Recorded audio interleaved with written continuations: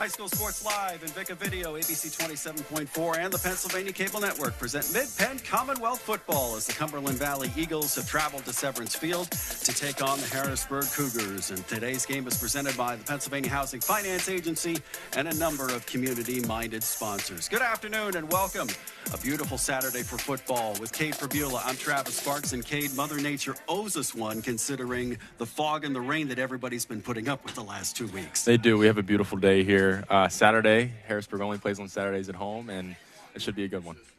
You're a quarterback. We're going to talk quarterbacks here in the pregame. We'll start with Cumberland Valley, 3-4, coming off a loss against Bishop McDevitt on a 2-game losing streak, but they're going to look to reverse that today. And it starts with the quarterback for Cumberland Valley, and that's number 7, Grant Shepley. Yeah, Grant has had to wait his turn. He started his high school career down at IMG in Florida and started his first game at the end of last year after an injury to the starting quarterback for Cumberland Valley. Did well in the playoffs and started the opener this year. He's been on and off the field since, but he gets his opportunity again today. He can really spin it, so I'm excited to see if he can make some plays. They're going to have to beat this Harrisburg Cougars team. And this Harrisburg team is on a 6-game winning streak, lost their first game of the year, but 6 in a row, including the last 2 were shutouts. And it starts with quarterback for them. And there hasn't been a whole lot of press about Jayon Lewis, but he came into a tough situation at the beginning of the year, and he has blossomed ever since. He has. As we all know, Sean Lee was ruled out early before this year and just ineligible with too many years played. So Jayon Lewis has had to, he's the conductor here. They have so many weapons. Messiah Mickens in the backfield, Elias Koch, I could go on and on. He's the distributor. He's the facilitator. Can he, get the ball into the hands of these playmakers and do what Harrisburg needs to do and just be electric? Don't be surprised if we call 7 or 8 different people on offense for Harrisburg. As the Cougars take on the Eagles, it's homecoming here at Harrisburg High. Cumberland Valley and Harrisburg next on High School Sports Live.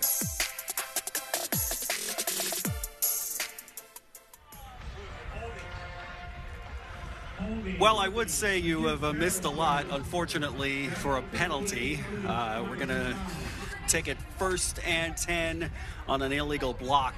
Back at about the flag was thrown at the 26, so Quincy Brannon's run of about 85 yards is going to come back to the 16 of Harrisburg. Well, that's something you got to deal with when you're playing a team like Harrisburg.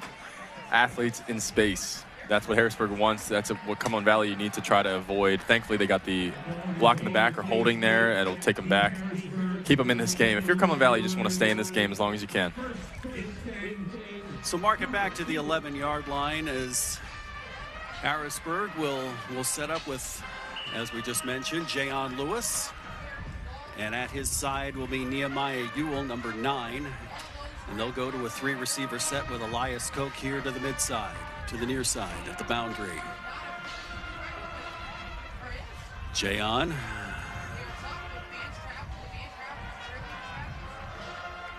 And he's going to give it to Ewell up front.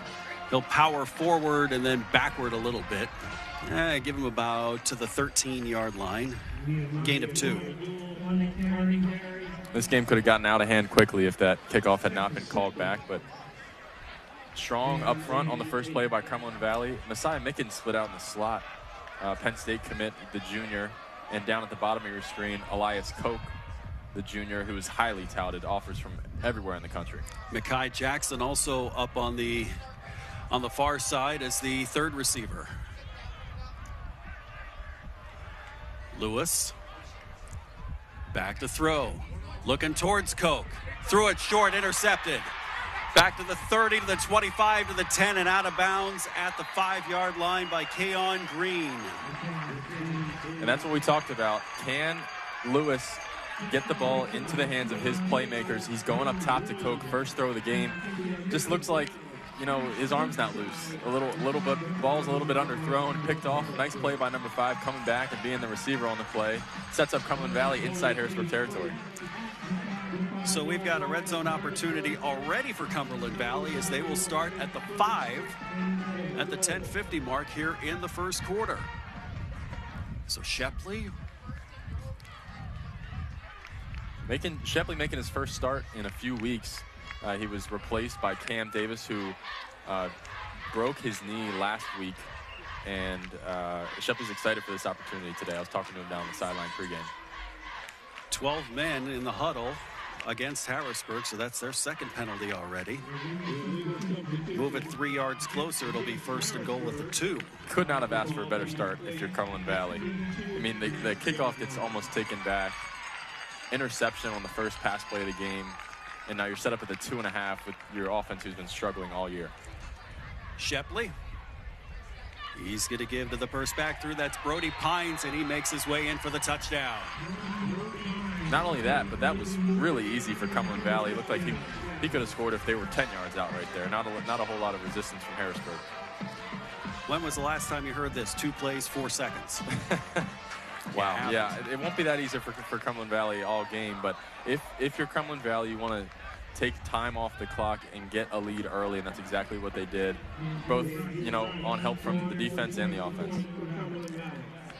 24, Brody Stevenson on for the extra point out of the hold of Gus Sinos.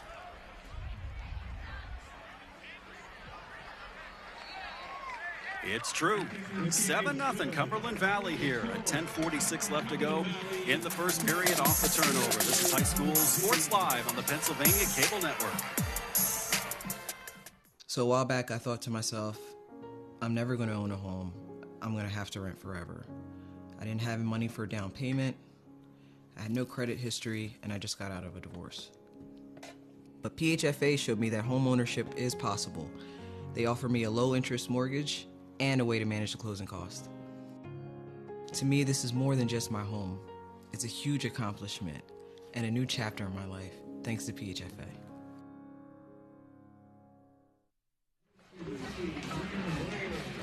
The PIAA Fall Championships return to the Pennsylvania Cable Network, PCN, this November and December. Watch the state's best high school athletes go for the gold in golf, cross country, soccer, field hockey, girls volleyball, and then in December in volleyball.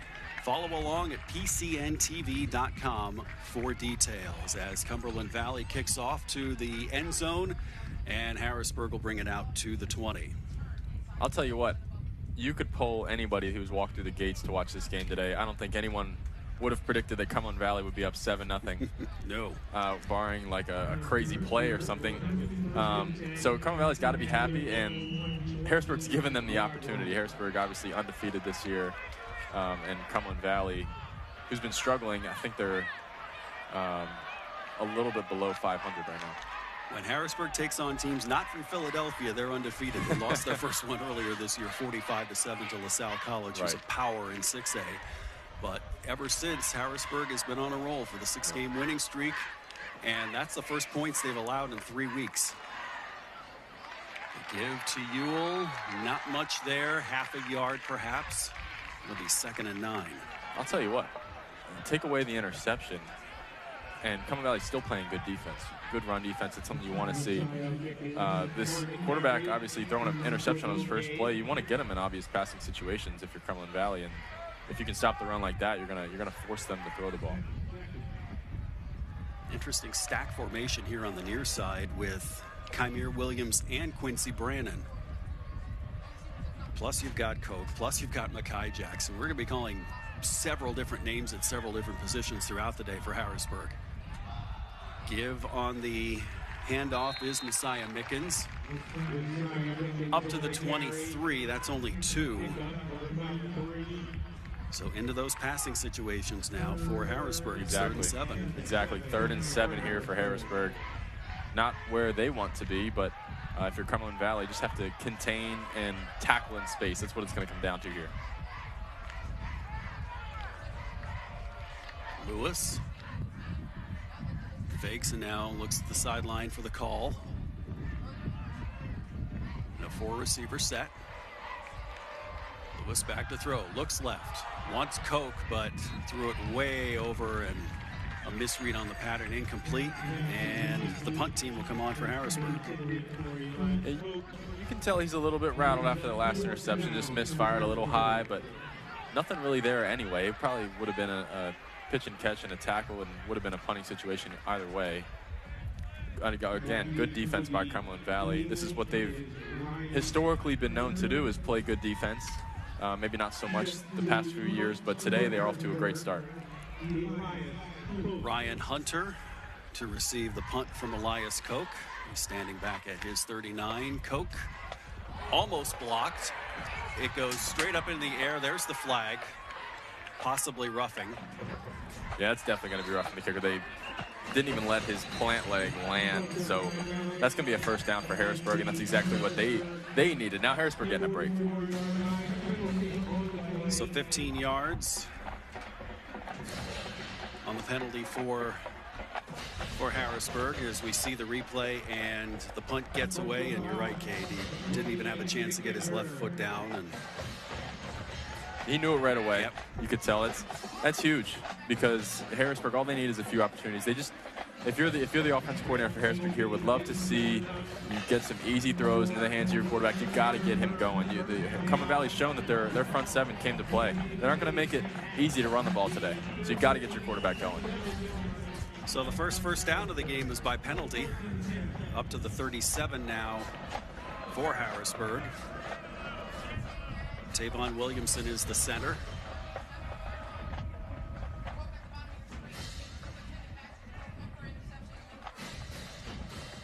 Two men in the backfield. This is the pitch to the outside. That's Mickens, and nothing doing once he gets to the 40-yard line. A nice tackle by Elijah Sherman. Yeah, Mickens in space, you have to be able to tackle, and it takes more than one, and that's exactly what Cumberland Valley had. Two guys on the perimeter in contain, and they brought their weight. Yeah, watch 21 come meet him. Boom, right there. Nice job also by Ryan Hunter for contain. Yeah, Mickens is going to make a few guys miss today, but everyone has to be pursuing the ball. Everyone has to tackle today. That's what it's going to take to beat this Harrisburg team, if you're anybody in the Mid-Penn Conference. Stacked receivers to both sides. Lewis wants the snap, gets it, gives it to Mickens on the RPO, and stacked up, but gets up to about the 43. That's 4 yards. Tell you what, this is old-fashioned Cumberland Valley defensive. This is an old-fashioned Cumberland Valley defensive line unit that it's making it tough to run the ball up the middle, which could cause problems for Harrisburg today from what we've seen from their quarterback so far today. We were here back in week 3 when Harrisburg beat State College 7-6. So don't be surprised to see another defensive struggle again today. Yeah, on a beautiful day like today, you'd think you'd see the ball in the air, but might come down to just who can play better defense and who takes care of the ball. Man in motion for Harrisburg, that's Shirel Britton. And now the give. No, it's a fake, and that's Lewis, and he's got the first down. Into Cumberland Valley territory to the 48.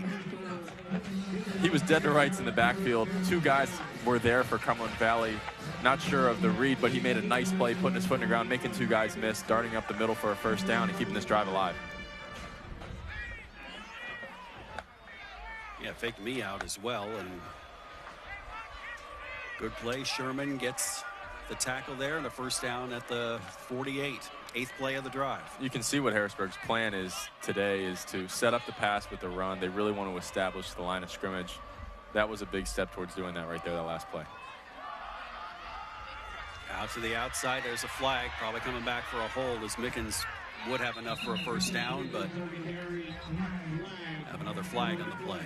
Yeah, even absent of that flag, you can see what Harrisburg wants to do. They want to get their athletes into space. And if you're Cumberland Valley, you gotta find a way to contain and keep them cutting back towards the middle. Cannot let Mickens outside on the perimeter today, or he will cause issues all day. So take it back into Harrisburg territory, back to the 42-yard line. 3 penalties, 28 yards already for Harrisburg. Cumberland Valley 1 for 15. They're actually marking it as if the penalty took place at the 44 because they only marked it back to the 46. So Mickens will get a little bit of credit on that for 4 yards. It's now first down and 16 as Mickens will try again to the right side. Gets out of one tackle, gets out of a second, and almost gets out of 3 as he gets back to midfield. Yeah, Mickens, a transfer from Trinity, his first year playing for Harrisburg, but he's only a junior. Had an offer from Penn State only as a freshman at Trinity. You can see the explosiveness, the quickness. He's tough to bring down. He's got thick legs. You got to bring more than one guy if you want to get him down today. Nehemiah Ewell comes back in to replace Mickens. Yep, and Ewell also a transfer from Central Dauphin East High School. Harrisburg has their fair share of transfers out on the field. Everybody looking Calvin Everett's way. Now at the 49 of Cumberland Valley. Low snap, and that's a lateral. It gets it out to Kymere Williams to the 50, the 45. Gets away from 2 tacklers and gets out of bounds. Close to a first down at about, they're going to mark it maybe a yard short. You're right, that was a lateral, but you'd be surprised how much just seeing the ball come out of your hands, land in the hands of one of your own guys. The first completion today, I don't know if it'll go down as a completion in the stat book, but good to see that the Harrisburg quarterback, Jayon Lewis, gained some confidence there. Just even though he was just getting one out to the perimeter, a big step for him today. They're going to need him if they're going to distribute the ball to their star, Cope. 3rd and 1.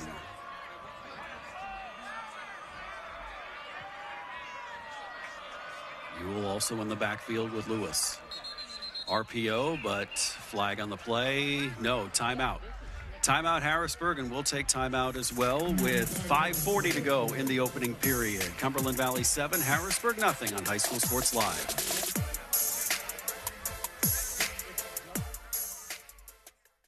Senior moments. They're not about what's been lost. They're about everything you've gained. With Capital Blue Cross Medicare, you're covered to go all in on more senior moments. And when playtime's over, giving them back can be a senior moment too. They're all yours. More coverage, more benefits, less hassle. Capital Blue Cross Medicare. Homecoming this afternoon here in Harrisburg. A lot of schools celebrating homecoming. My wife would know it. She got caught in the traffic to go to Central York's homecoming. She was on her way over to through northern part of York County, coming past Central York. She texted me and said, "Where's all this traffic coming from?" It was homecoming. Yeah, I'll tell you what. If you got to be happy about this weather. Oh, absolutely. 75 degrees, sunshine. Yeah, especially after what we went through up here in central Pennsylvania and all over the East Coast recently. A beautiful day out here today and a beautiful homecoming weekend for all those who are having it.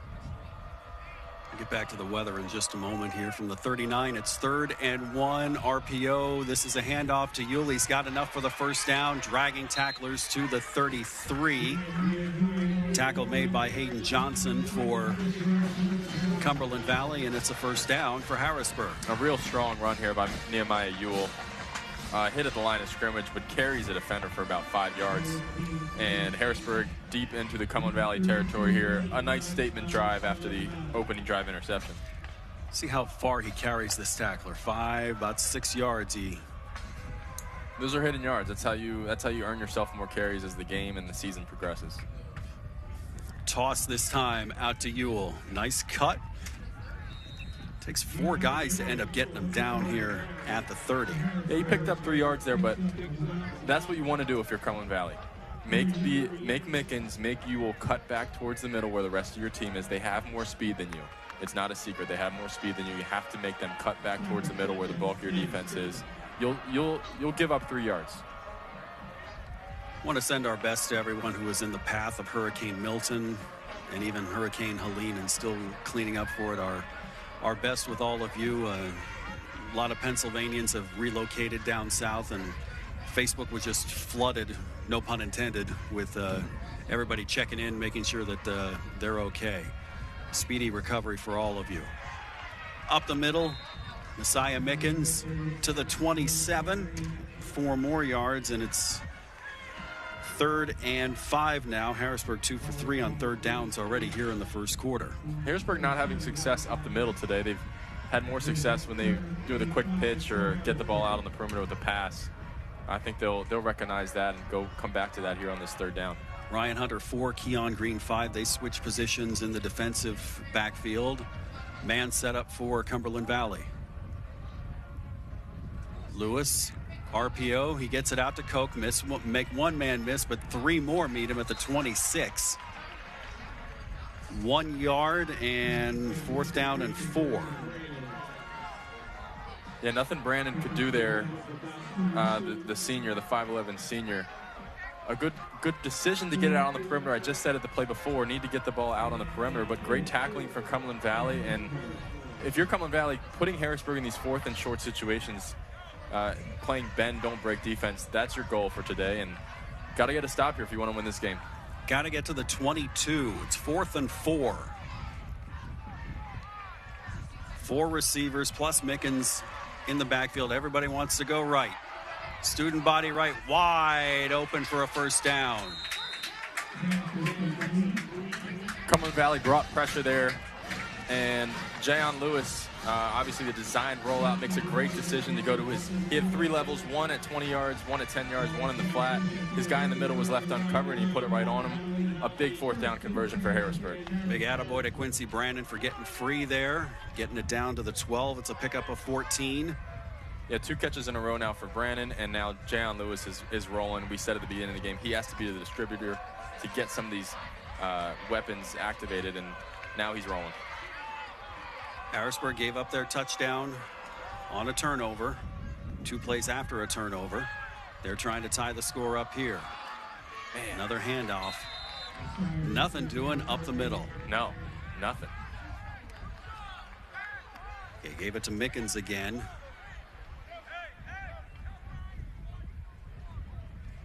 Yeah, if Cumberland Valley can stuff them up front, up the middle, and contain, Harrisburg's going to have to put together long drives like this one and not make mistakes, which so far they haven't, but at least on this drive. Let's see if they can punch it in here. They gave him 2, down to the 9. 2nd and 8. Fakes the forward pass and can't get much further than the 8. We talked about Grant Shepley, Cumberland Valley's quarterback, before the game. I hope he's getting loose over there on the Cumberland Valley sideline. We're probably gonna pass the whole first quarter with him only taking 1 snap, and it was just a handoff for a touchdown from the 2-yard line. This drive started with 10:46 to go in the quarter. This isn't what you think of when you think of Harrisburg High football. You think of explosive plays, scoring quickly. But actually, their ability to sustain this long drive is impressive to me. And it was aided by the roughing the punter penalty as well. That's right. So 3rd and 8. 3rd down from the 8. Mickens off the right side, looking for the pylon. Yes, sir. Touchdown. Touchdown. What a run by Mickens. A little bit of a counter action. He is so quick. Able to capture the perimeter there off the right side and punch it in for Harrisburg on a 3rd and 8. Huge play for Harrisburg to tie this game 7-7 with a minute left in the first quarter. That was a 16-play drive. Wow. That chewed up 9 minutes and 45 seconds. Started after the interception for a touchdown, and there's Mickens getting it right inside the right pylon. Extra point by Darwin Lopez is up and good. We take timeout with 1:01 to go here in the first quarter. Cumberland Valley 7, Harrisburg 7 on High School Sports Live on ABC 27.4. Everybody knows Hoffman has it. Did you know Hoffman has even more? There's the fully stocked Hoffman Ford Parts and Accessories Department, the Hoffman state-of-the-art collision facility, confidence in our ultra-modern service facility, peace of mind with master technicians, satisfaction with low prices. Do I really need to say it again? Hoffman has it. Only at Hoffman Ford, Colonial Park. Hoffman Ford, just what you're looking for. Hoffman has it. 13 runs, 3 passes in that 16-play drive, 80 yards, 9 minutes and 45 seconds off the clock. Darwin Lopez added the extra point off the Messiah Mickens 8-yard touchdown run. Make that 5 first downs on the drive for Harrisburg, and they've tied it up here at 7 apiece. Yeah, we'll get to see what Cumberland Valley can do on offense. Can they put something together? They've been, stronger on defense than they have on offense so far this season. So let's see what they can do on offense with Grant Shepley getting another start today. The kickoff went out of bounds. It is the option now. Does Cumberland Valley want to take it back 5 yards, or do they want to take the ball and start on offense right away? They will take it from the 35.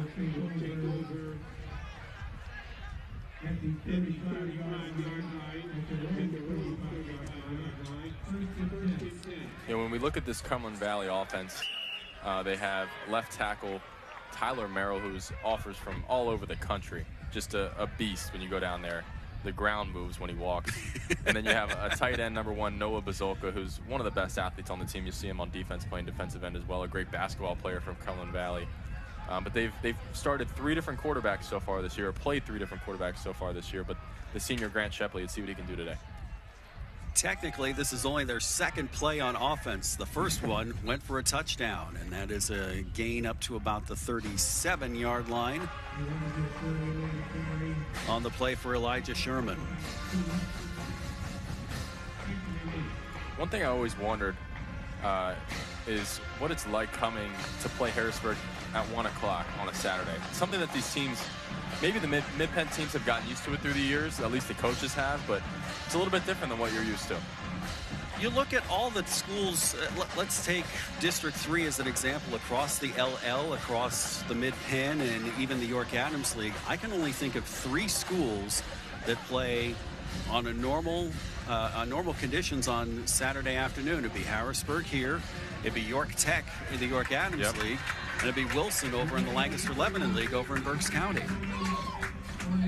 Some would see it as an advantage, some would see it as a disadvantage, as Brody Pines loses yards there. He's back to the 33, so 3rd and long. Yeah, nice play there by Noah Ewell, the 5'9" junior, to make a play in the backfield and bring up a tough 3rd and long here. Will be the first play of the second quarter for Cumberland Valley.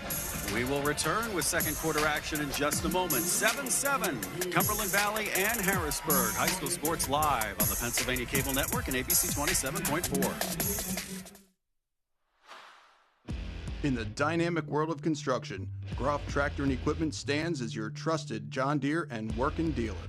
With our extensive range of construction sales and rentals, we provide the equipment you need to tackle any project. But our commitment doesn't stop there. Our comprehensive parts and service departments are there to make sure your equipment is operating at its best, minimizing downtime and maximizing productivity.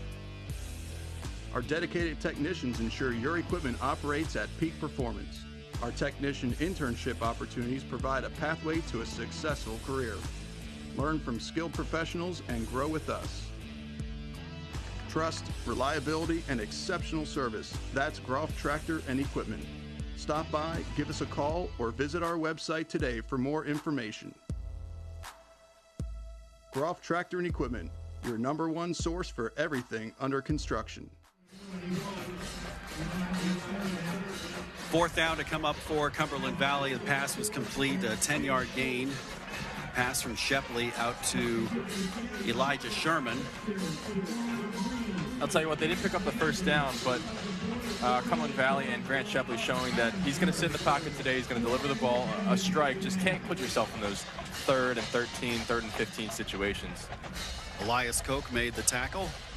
So it is from the 43 that they'll punt it away.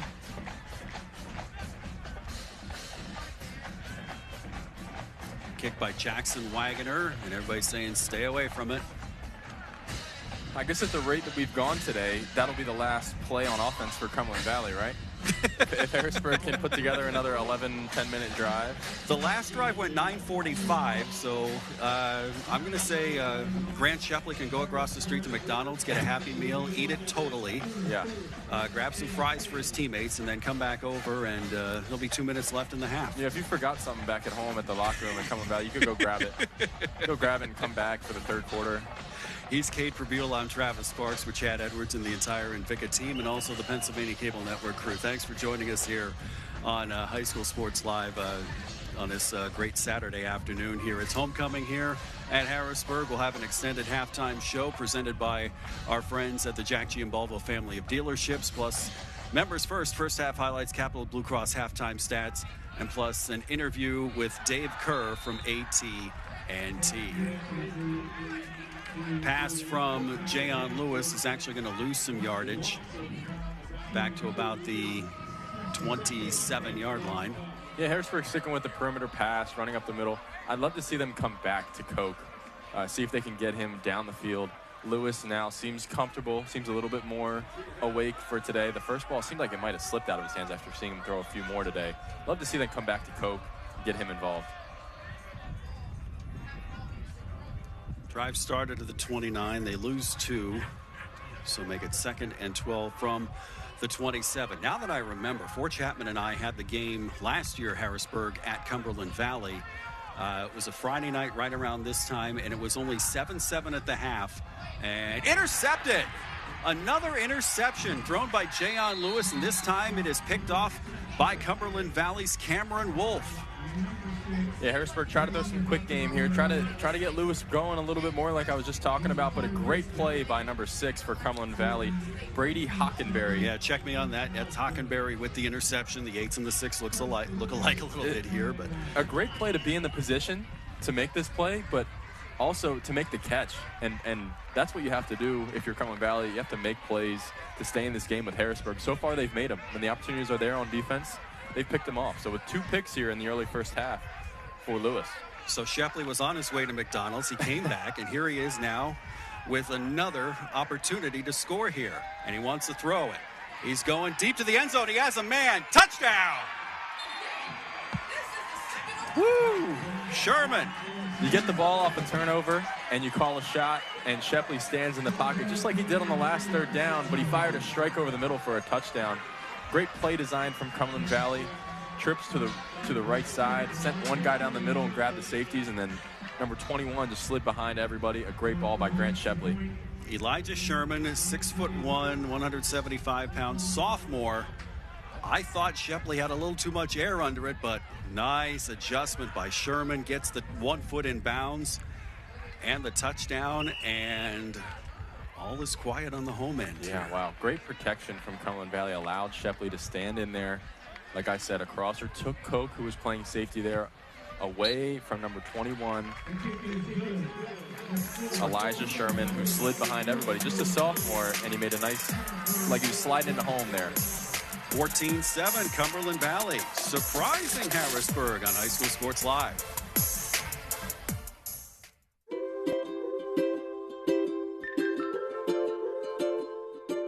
All across Pennsylvania, families are living their lives in their own homes. Not long ago, none of these families believed it possible. And then they discovered there was someone who could help. What was once only a dream is now a reality. Welcome home.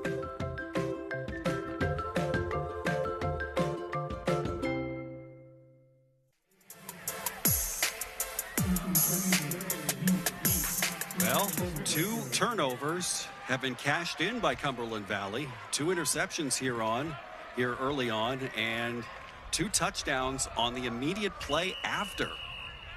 Cumberland Valley has only had the ball for about 7 plays, and they've got 14 points on the board. They're making it count. They're making these turnovers count. That's exactly what you want. The first touchdown from the 2, and then this one a shot. Quincy Brannon up the middle. Flag, well, fumble. But it looks like they got it back.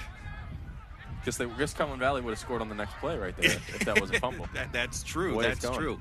Let's take it back. They've got the interception racked up once again for replay. Let's take it back here. Lewis back to throw, and just look at this interception. Yeah, wow. Number 6 was lined up near the line of scrimmage, and he just dropped back right underneath that stick route from the tight end. And then on the next play, Shepley all day, just a beautifully thrown ball and a nice catch by number 21 in the end zone to take advantage. And Cumberland Valley's up 14-7 and shock this home crowd of Harrisburg. Yeah, Hockenberry with the interception, Sherman with the touchdown grab at 27 yards. And now Harrisburg had the ball most of the game. And now out of the Wildcat-ish formation, Lewis wrangles his way, maybe give him 6 yards on the play. Started at the 29, so now 2nd and 4. And Harrisburg in a tough spot here, not having too much success running the ball up the middle, but they're and their quarterback struggling as well. Got a man down here. We're going to take a break here. 14-7, Cumberland Valley up on Harrisburg on High School Sports Live. Hi, this is John Timbalbo then and now. Yep, I'm still alive with my son John celebrating 50 years of serving York County. Timbalbo is proud to remain locally family-owned and operated with deep roots in our community. Celebrate 50 years with special promotions, giveaways, and savings. Thanks to all our employees and our customers. How you doing there, Dad? Ready for another 50 years. See you at Jack Jimbalbo Family of Dealerships.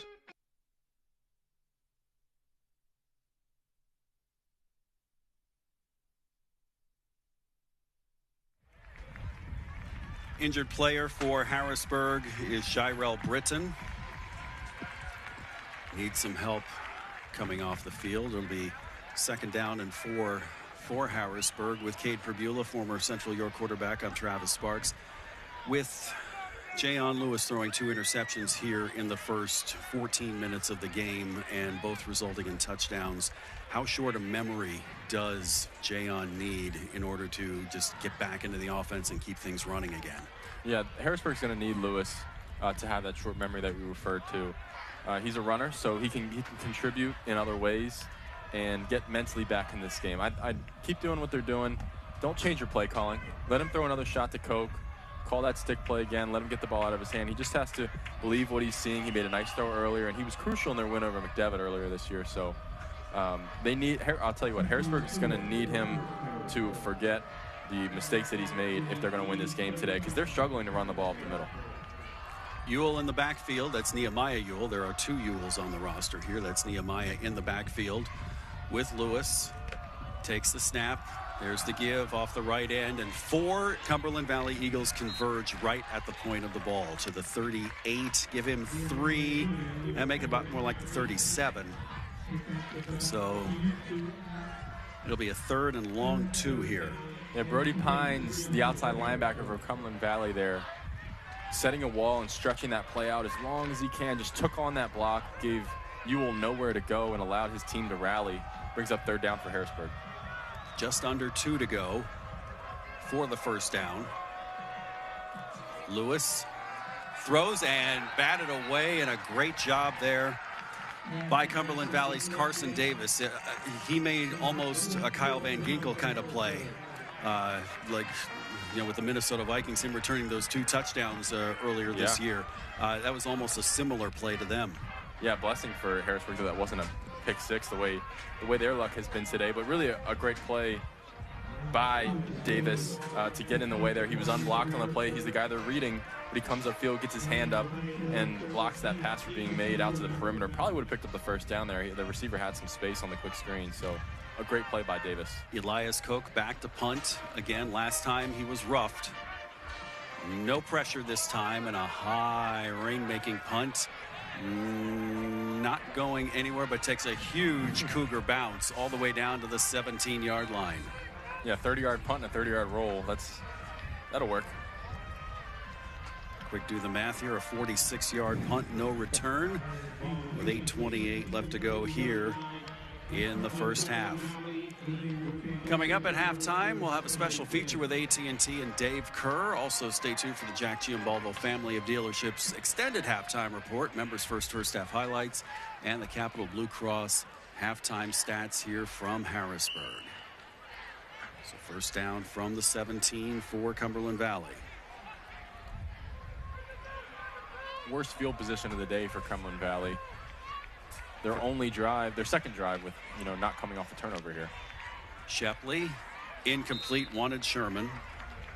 So second down. I mentioned right before the last interception last year, Fort Chapman and I did this game out at Cumberland Valley. It was 7-0 at halftime.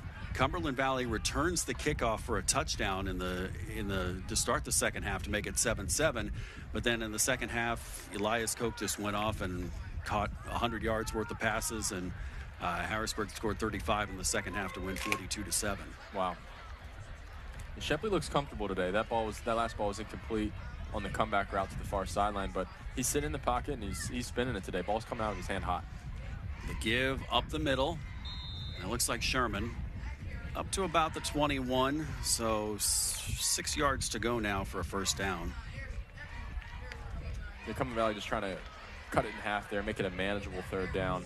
I'd go back to the air here. Harrisburg hasn't shown their ability to cover well today. I think Shepley really looks comfortable. Give him a chance to pick it up through the air here. It's only the 8th play that Cumberland Valley has run on offense. Both of their touchdown drives were one-play drives. Shepley looking, now rolling. Cannot get out of the tackle back to the 18-yard line. A great play by Mr. Mickens. Right on cue, the Harrisburg defense doesn't give Shepley much. They rally to the football when he escapes the pocket. Man, they planted him in the ground here. Yeah, Mickens had a beat on him. Good shoulder first tackle. Great tackle.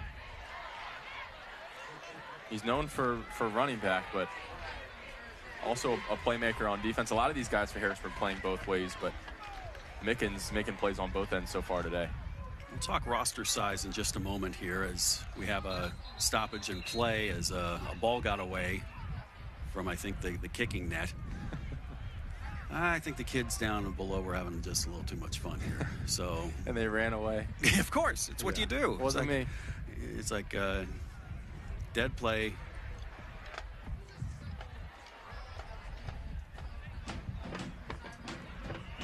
I don't think that warrants a sideline warning either, so just an oops, and we'll do it all over again here.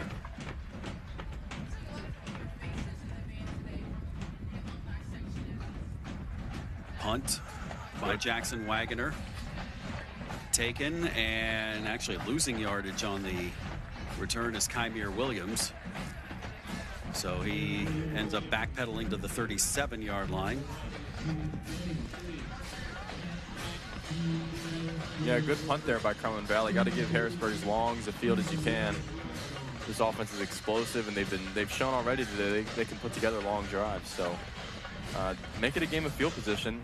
If you're going to punt, do it well and make the field as long as you can. And that little stoppage and play by the ref, that's the first time we've seen heard from the refs in about a quarter, because neither team has committed a penalty. Yeah. I mean, it was 4 penalties early on between the two of them. But other than the kickoff going out of bounds. That's the spot you get to this point in the year. Everybody's experienced out there. Tap pass. We'll call that a pass, but it's going to lose 2 yards back to the 35 as Kymere Williams loses 2. This Cumberland Valley defense came to play today. They're not making it easy on Harrisburg, not allowing these athletes to get into space. So 2nd and 12.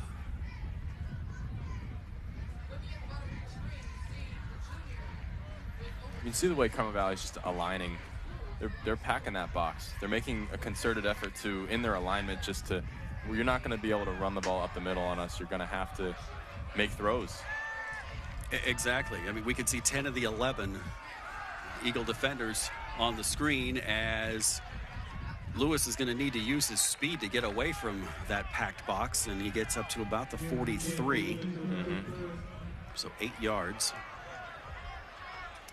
And another third down now for Harrisburg. Exactly, another third down, and that's exactly what you want if you're Cumberland Valley. Put them in these third down situations. Try to get to Lewis and contain him in the pocket, make him throw the ball. He hasn't shown today that he's seeing the field very well, so try to get off the field here if you're Cumberland Valley and get the ball back for your offense. It's 3rd and 5. They've got to get to the 47 for a first down. Play clock at 15. Harrisburg doing a lot of check with me on the sideline, aligning in a formation and then calling the play to kind of see how Cumberland Valley is structured defensively. And the give is to Mickens. He's not going to get it. He's close. This looks like 4-down territory either way. Yeah, they said his knee was down at the 46. So 4th and 1 from the 46. Yeah, they're going to go here, and they haven't had a ton of success. They haven't had their way run up the middle, so I'd be interested to see what they do here. If I'm Harrisburg, I try to get the ball on the perimeter with Mickens, see if he can make a guy miss and just pick up 1.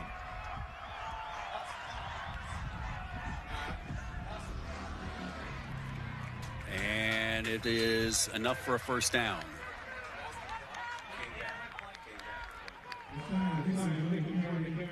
Big pickup for Harrisburg there. Don't want to give Cumberland Valley the ball at midfield. They get the ball to start the second half, so probably wouldn't have gotten it back if they didn't pick it up there. Of course they want to tie this game and head into halftime with a little bit of momentum. A tough start to the game for Harrisburg, honestly.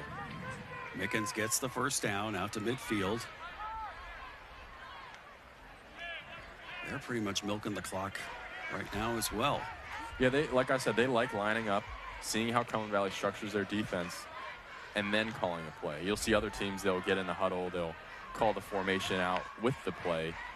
They go line up and just run it. But Harrisburg lining up in the formation and then looking to the sideline. Takes a little bit longer. You can see the play clock's down to 2 here. They'll have to call timeout. And that's what Calvin Everett does here. So timeout. Harrisburg trails Cumberland Valley 14-7 on High School Sports Live. Senior moments. They're not about what's been lost. They're about everything you've gained. With Capital Blue Cross Medicare, you're covered to go all in on more senior moments. And when playtime's over, giving them back can be a senior moment too. They're all yours. More coverage, more benefits, less hassle. Capital Blue Cross Medicare. Well, the gentleman that's on the bench right now would normally be number 74 in your program. Kevin Brown, a 6'5", 270 offensive lineman, but he broke his foot earlier on in the season, and he has been out. He's been another one who's gotten several college offers, and he's only a junior. Yeah, would have loved to see the matchup between him and Tyler Merrill today yes. on the edges. That would have been awesome, but like you said, he broke his foot, and I've heard that they're hopeful he could make a return if they make a deep enough run into the playoffs this year. So from the 50, drive continues for Harrisburg, started back on the 37-yard line.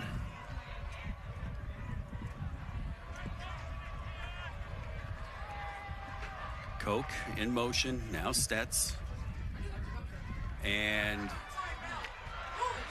Lewis wants to run, stiff arm, and gets out of the tackle from Hockenberry at the 44-yard line. So pickup of 6. I'll tell you what they tried to do there. They sent Koch in motion, and they wanted to slip him behind the line of scrimmage and get him out in the flat, get him going a little bit, but he got caught up. Harrisburg's offensive line got blown back by Cumberland Valley, and Koch wasn't able to get out, and Lewis just had to make a play with his legs. Yeah, I was wondering why Mickens and Koch were just kind of, they just got bottled up with each other right behind left tackle, but then Lewis made something out of nothing to get to the 44. Give is to Mickens again, up the middle, give him 2, maybe 3. So another third and short situation. Yeah, Harrisburg playing old-fashioned Cumberland Valley football, three down football, 3 yards at a time. Not what you expect from Harrisburg with all the weapons that they have, but they made it work on one drive. Their only touchdown, the game was on a 10-minute drive, so you know they can do it. Lewis sends a man in motion, instead gives to Mickens and has the first down. He sent Kymere Williams in motion and had 2 options, but then it ended up taking his running back, and Mickens. Yeah, Mickens is explosive. He's explosive. He's got weight on him. He's tough to bring down. He's always falling forward. I'm impressed with him today. So from the 34. Same thing except Jalen goes and flag on the play. In the area of holding. Yeah, that'll likely be on Harrisburg, but even without the hold, Cumberland Valley being strong up front, a lot of motion in the backfield, a lot of things to be worried about on the perimeter, but they're all rallying to the ball and playing good defense.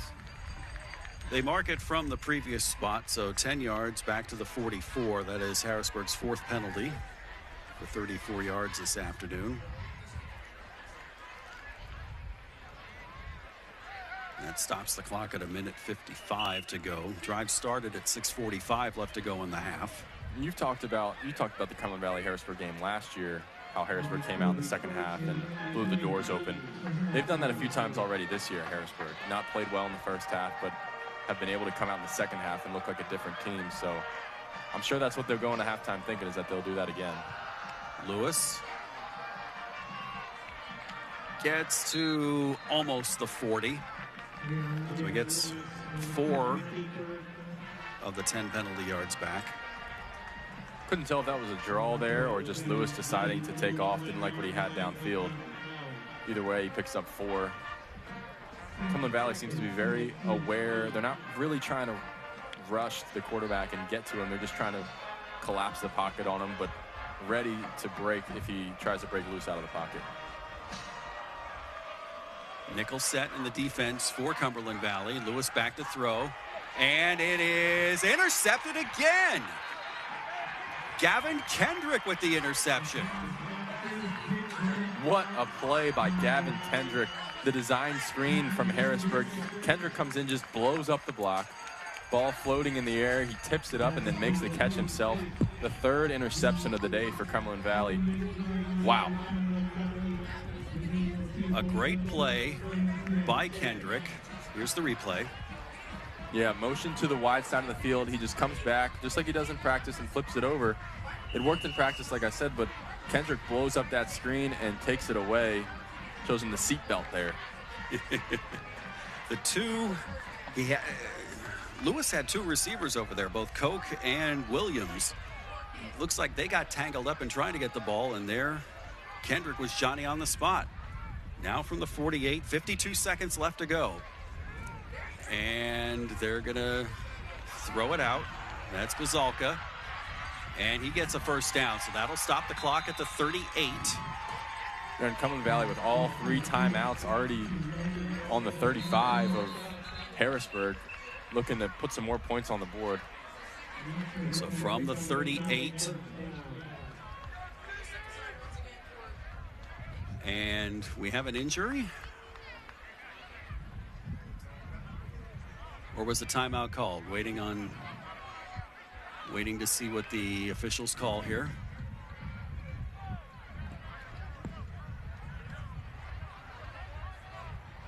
So apparently a timeout was called. Or no, it wasn't.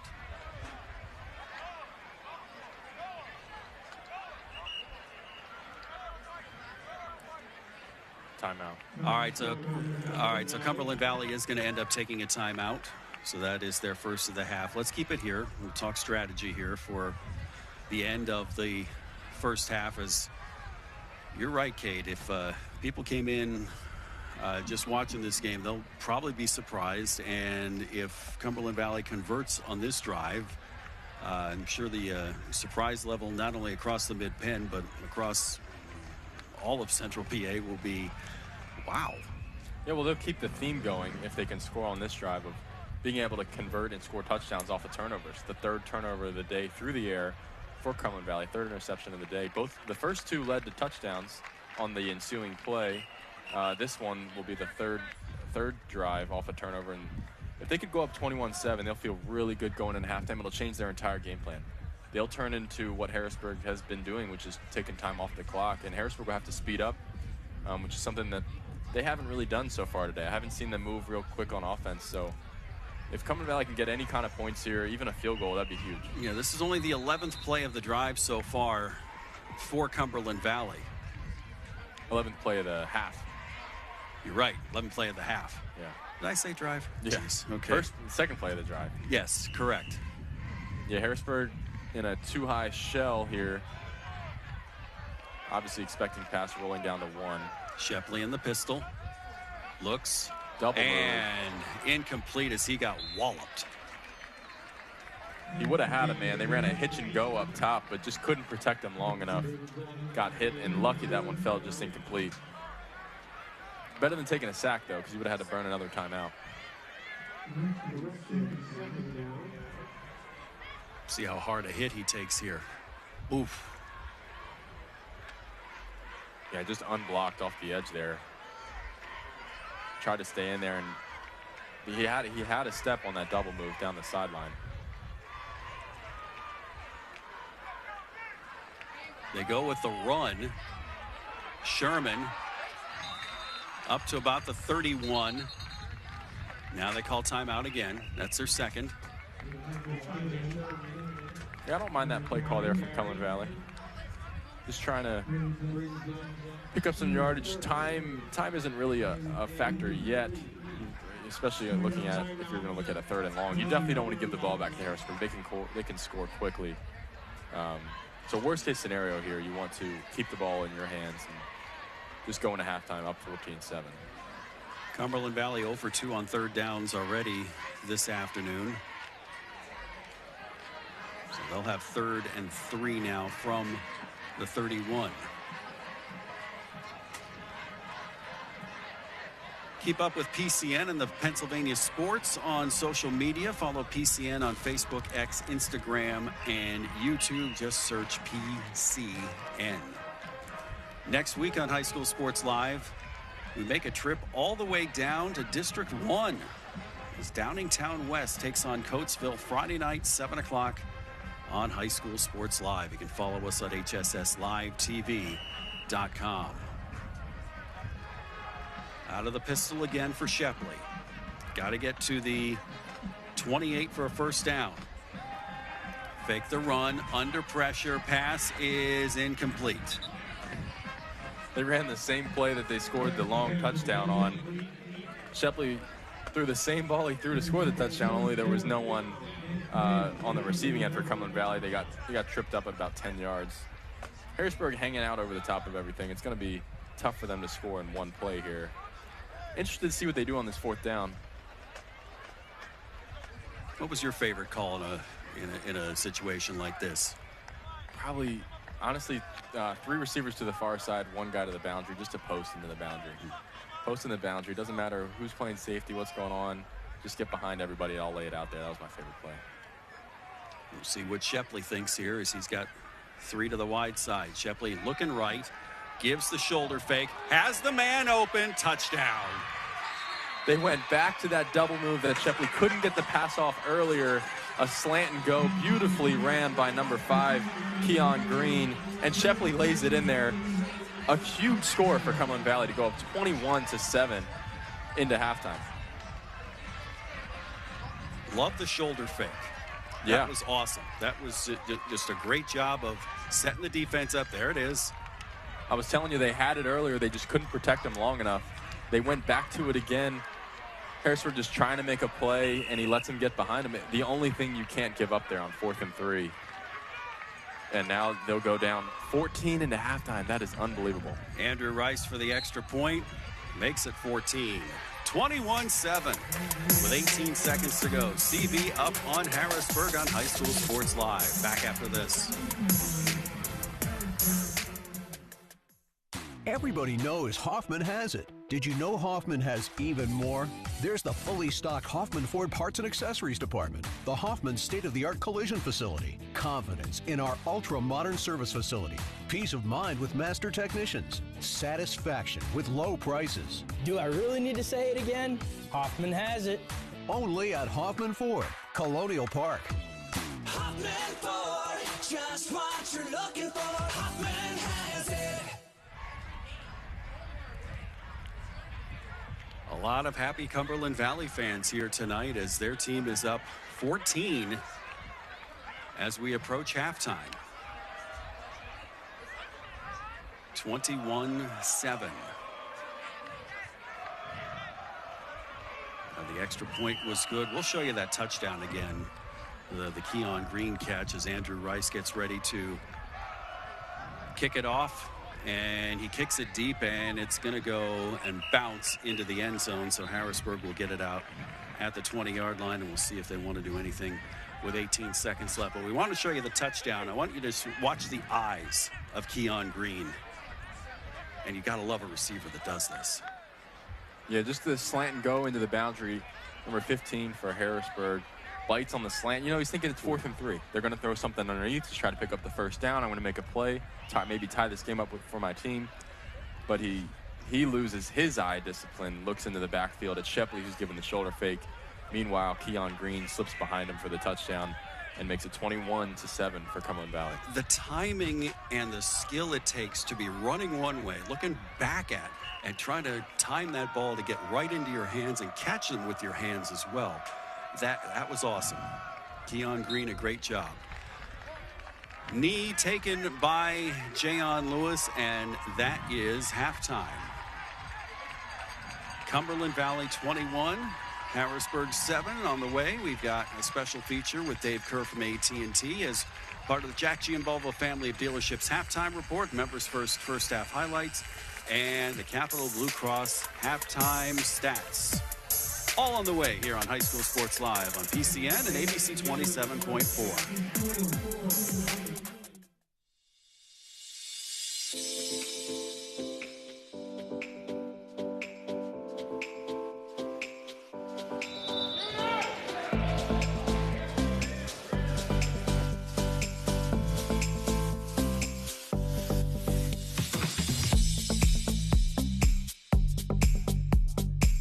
AT&T has something called a connected learning program nationwide and here in the Commonwealth, and it's really focused on addressing the digital divide, really focused on supporting young men like are behind us here, and really focusing on getting them the skills and the mentorship and the items they need to make themselves better. I really do appreciate this foundation, like a lot more than a lot of people understand. Like, really brought my day together and helped me keep my mind straight. And I don't know what position I would be in now if this place wasn't here. With all the negativity that surrounds life, with all we see on the TV, social media, folks pointing fingers, lack of opportunities, the media is actually here to cover something good tonight.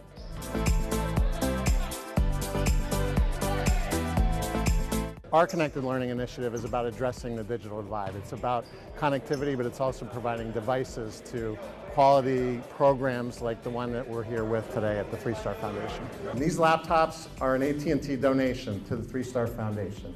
I said donation.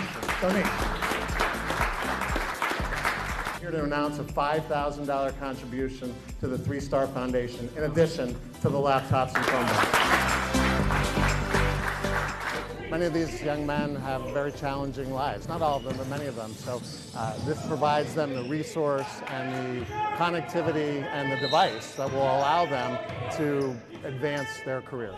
The idea that folks are here from the private sector, people from the community, you got coaches that got hearts. The idea that you use basketball to be able to connect individuals with each other and provide mentorship and direction that actually is pushing into economic opportunity is brilliant. And right here in this room, there could be the next CEO of Microsoft. There could be the next mayor of Harrisburg. There could be the next president of the United States. Really, just use these wisely, use these to make yourselves better men in the communities, okay? And go out and make a difference.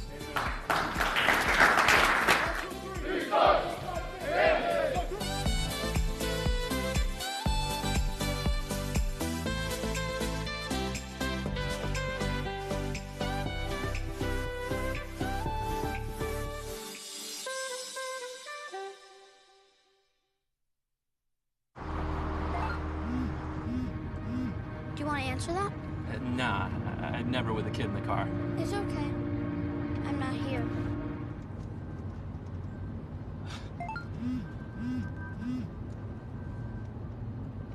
I'm there.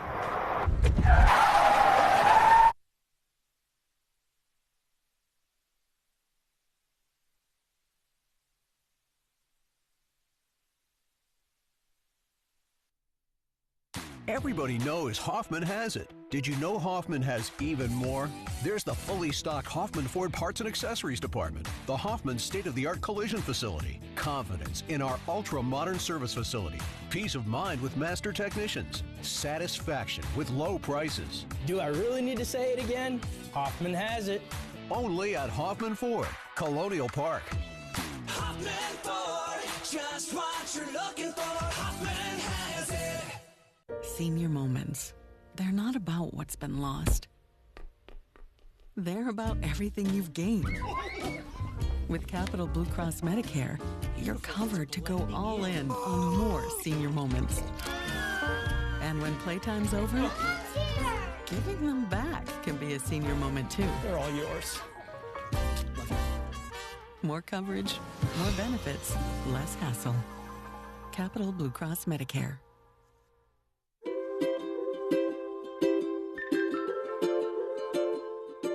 All across Pennsylvania, families are living their lives in their own homes.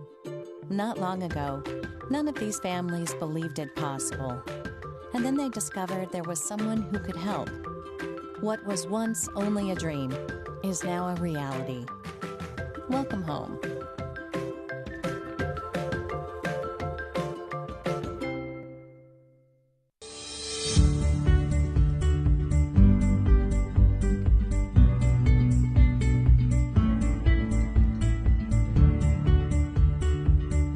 Hi, I'm Gary Sutton. I'm the host of High School Sports Live TV, the game of the week, every week on Fox 43.2. And, you know, we're out here today, though, at Hoffman Ford, and I'm reminded a little bit of this truck right here. Might have been the one that Ryan Hoffman used to drive around in. He doesn't anymore, by the way, here at Hoffman Ford. He was featured in a Just Call Me Ryan segment back when he was a younger man. And Ryan's with us today. Ryan, good to see you, buddy. How you doing? Good. Very good today. You're about community. And you're about helping the community. Anybody that's ever watched our High School Sports Live TV broadcast, your name's always prominently there, the Hoffman Ford Player of the Week. We talk about those all the time. It's something that my grandfather, obviously, again, he was mayor of Highspire for many years, so again, it's a name that people trusted to vote him in as mayor at the time, so that started it. Obviously, continue that through us as the Hoffman brand, if you want to call that, in our community to make certain that we can carry on that legacy for the next generation. I hope to pass it on to my kids someday. You know, life is full of partnerships, Ryan, and your dad and your grandfather had a partnership in the original business. You and your brother Todd have a partnership now. You know, partnerships can always have a yin and a yang to it. I'm not sure which part you play, yin or yang, but you know, talk a little bit about the give and take of a partnership and how that works together. You were talking about teamwork. Now you talk about teamwork between two people and making sure this runs. And Hoffman certainly runs very smoothly because of that yin and yang, you and Todd. Talk about that. Again, it is the yin and the yang. We are two different, but together we make a whole. Obviously, he likes the service side of the aspect, and I like the sales side of the aspects of the business. So it works for us. From that standpoint, again, like you said, my grandfather and dad, they kind of did the same thing. My grandfather was more on the fixed operations, and my dad was more on the sales side. So it definitely plays out to our advantage, having us both here under the same roof doing business together as partners. Because again, we help our employees and our team makes Hoffman Ford who we are. He's obviously my brother and I love him dearly. So Ryan, we're going to show you a little piece of film right here. We had a number of people who, you know, talk about your role in the community. Throughout my educational experience as a teacher, coach, administrator, and now superintendent of the Steelton Highspire School District, and the Hoffman Ford has supported us tremendously through various projects and efforts that most likely are there to support the students, support the kids, support the student athletes, and everyone involved. Most recently, we worked with Hoffman Ford on a project to purchase 3 vans. By doing so, we were able to offset expenses for transportation costs for field trips, sports teams, and those types of things. Hoffman Ford has been a very important community partner with projects like the Heroes Grove and other projects throughout the county. For example, baseball fields, football fields, soccer fields. I can tell you numerous times where we asked Hoffman Ford for their help, and they were always there. When I walked in Earl Huffman's office over 20 years ago, and I asked for support to get a program started where we could put baskets in a gymnasium and be able to just do these things for the community and try to build these programs, he didn't hesitate. He hasn't hesitated for the last 20 years, and I can't say enough about how much his support and Hoffman Ford support has meant to us. What do you think when you see that bunch of people talking about what Hoffman Ford means to them? It makes me feel really good, because again, that's what we're about here at Hoffman Ford, is giving back to the community. So, Hoffman Ford, Ryan Hoffman, Todd Hoffman, carrying on a tradition, a custodian of excellence, if you will, right here at Hoffman Ford and Jonestown Pike here in Harrisburg.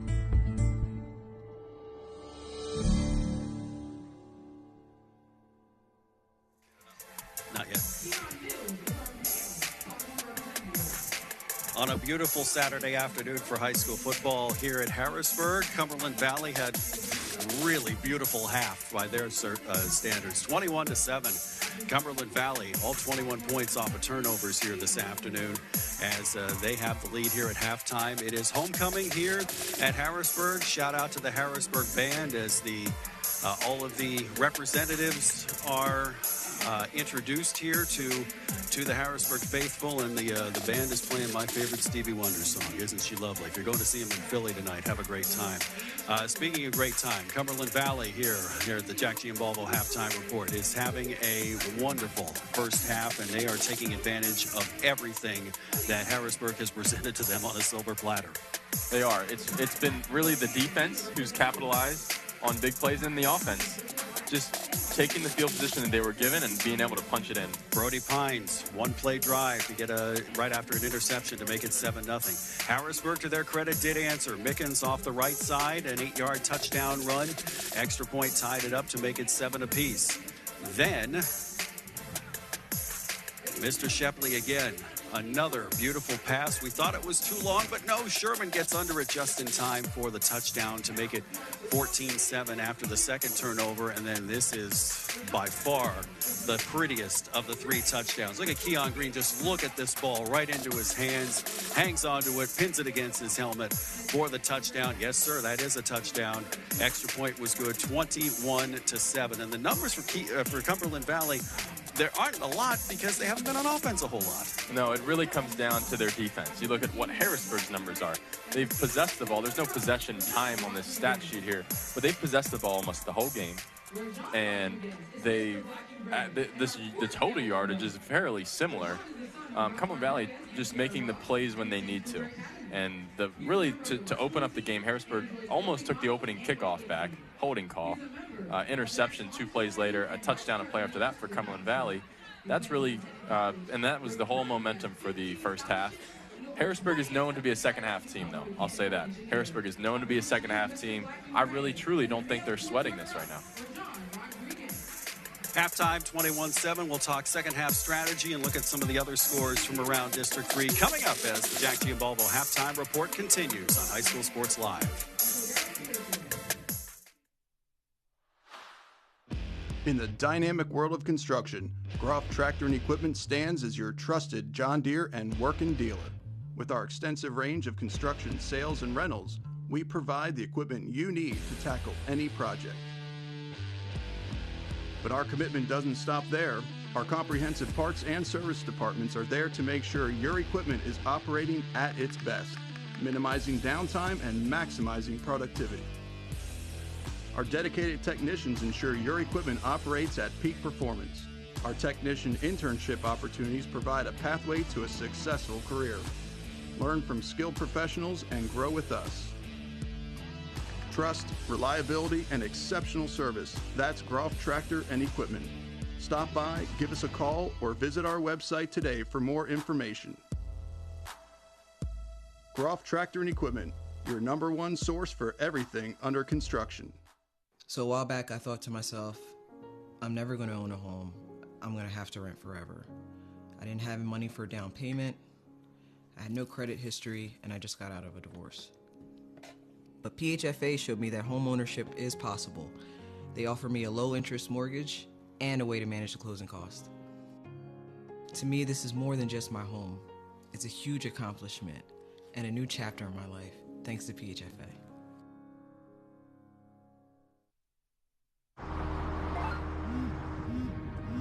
Do you want to answer that? Nah, I'd never with a kid in the car. It's okay. I'm not here.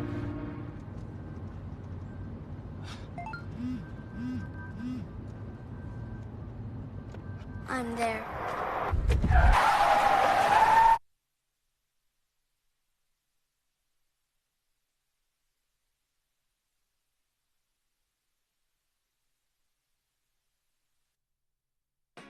Hi, this is John Giambalvo then and now. Yep, I'm still alive with my son John celebrating 50 years of serving York County. Giambalvo is proud to remain locally family-owned and operated with deep roots in our community. Celebrate 50 years with special promotions, giveaways, and savings. Thanks to all our employees and our customers. How you doing there, Dad? Ready for another 50 years. See you at Jackson Bravo Family of Dealerships. Senior moments. They're not about what's been lost. They're about everything you've gained.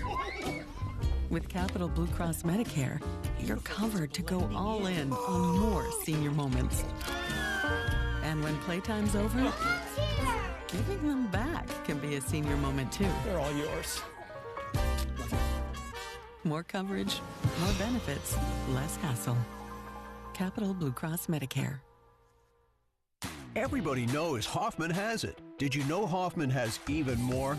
There's the fully stocked Hoffman Ford Parts and Accessories Department, the Hoffman state-of-the-art collision facility, confidence in our ultra-modern service facility, peace of mind with master technicians, satisfaction with low prices. Do I really need to say it again? Hoffman has it. Only at Hoffman Ford, Colonial Park.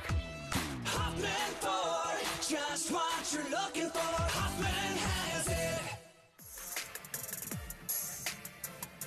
21-7, Cumberland Valley leading Harrisburg here at halftime. If you could hear some of the stuff we're talking about off camera here.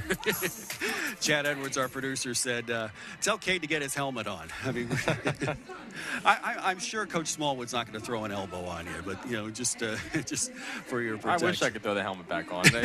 Seeing a game like this, it would be awesome to get back out there, yeah. We talked quarterbacks early on with both Shepley and Lewis, and the stats for them: Shepley 4 for 6, 82 yards. Lewis 3 for 8, 13 yards, and the 3 interceptions. And we talked about the difference in time of possession, the play time. Harrisburg has run 34 plays. Cumberland Valley 15. Wow. And so that's the story with the extra stats there. Let's take a look around the rest of District 3 from last night. We'll start in the York-Adams League. Central York, no problem with Red Lion last night, 63-16. Yeah, they were up 35-0 to start the game. The first quarter ended 35-0, so homecoming night, a huge win for them. New Oxford is a huge story in the York-Adams League. They beat West York, sent West York to their second loss of the year. Also, Eastern, they're 7-1. They beat Susquehannock last night, 17-3. So some of the action there in the York-Adams League. Here in the Mid-Penn, State College over Central Dauphin East, 55-17. Central Dauphin East, we saw them last week, or we tried to see them through the fog here on High School Sports Live. They have the meat of their schedule now. They beat Central Dauphin last week, but had State College. They've got McDevitt next week, and they have to come here to Harrisburg. If Central Dauphin East wants to get some good seeding, they've got to win one of those games. Yeah, Central Dauphin, kind of the shocker in the Mid-Penn this year, coming off to that undefeated start. And like you said, they're going through the meat of their schedule now. We'll kind of find out a little bit about them. They'll find out a little bit about themselves as they head into the playoffs. Other games from last night will stay here in the Mid-Penn, thanks to the folks at PA Football News for posting everything here. Greencastle Antrim beat Juniata. Newport over Halifax. Lower Dauphin, a 9-7 winner over Mifflin County last night. Biglerville held down to, that's in the York-Adams. Biglerville held on to beat Hanover 7-0. Back to the Mid-Penn. Gettysburg over Palmyra, 42-14. Susquehanna Township Big over Big Spring, 70-27. Other games from last night. Let's go to the LL League. Wyomissing beat Twin Valley. That was a huge game out in Berks County, 34-24. Wilson over Penn Manor, 58-0. Wilson with another winning record this year. And other action last night: Trinity over West Perry, 27-26. And Upper Dauphin over Susquehanna up further, 46-13. Calico wins over Solanco, 42-24. And how about Manheim Township? 54-0 last night over Reading. I was asked by my friends at WEEU in Reading, what do I think is going to be the result of 6A this year? Manheim Township, and it looks like everybody else right now. Yeah, well, before, maybe 4 hours ago, I would have said, oh, no, Manheim Township and Harrisburg. Yes. But Cumberland Valley's showing that Harrisburg has some things they need to address if they're going to beat a well-oiled machine like Manheim Township under Coach Mark Evans. They don't come out and play poorly in the first half the way that Harrisburg has today. They always come out and do a good job. Let's talk second half adjustments here, getting back to our game here. If you're Coach Oswald, I mean, you're doing everything right, even though you're not possessing the ball a whole lot. Your defense is playing phenomenally. Do you change anything? No, it's not. If you're the offense, look at the 15 plays that you ran on offense. It's not their fault. Right. They've just gotten good field position and they've scored quickly. So if you're talking on offense at halftime as Cumberland Valley, you talk about, okay, we're up 14. We're playing Harrisburg. We're underdogs. Let's see if we can take some time off the clock. Let's see if we can keep the ball moving and limit mistakes. You don't want to start being the team that turns the ball over. You don't want to be in those third and longs like they've done to Harrisburg. So just being able to run the ball and control the line of scrimmage like they have on the defensive side, bring it to the offensive side. All right, Calvin Everett in the Harrisburg locker room. What are you telling your guys there? Oh, I don't think they're panicking at all. I'm serious when I say that. They've been here many, many times. They know that they have more talent than Cumberland Valley. They just have to come out and execute and take care of the ball. Second half action coming up, 21-7, Cumberland Valley leading Harrisburg on High School Sports Live. Third quarter, next.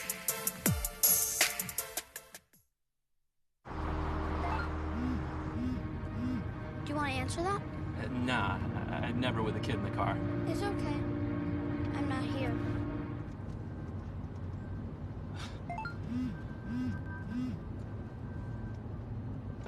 I'm there.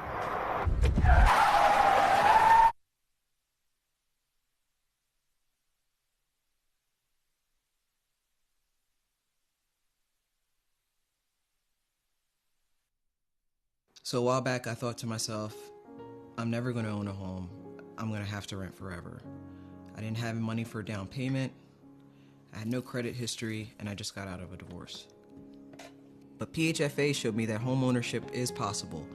They offer me a low-interest mortgage and a way to manage the closing cost. To me, this is more than just my home. It's a huge accomplishment and a new chapter in my life, thanks to PHFA. Senior moments. They're not about what's been lost. They're about everything you've gained. With Capital Blue Cross Medicare, you're covered to go all in on more senior moments. And when playtime's over, giving them back can be a senior moment too. They're all yours. More coverage, more benefits, less hassle. Capital Blue Cross Medicare. In the dynamic world of construction, Groff Tractor and Equipment stands as your trusted John Deere and working dealer.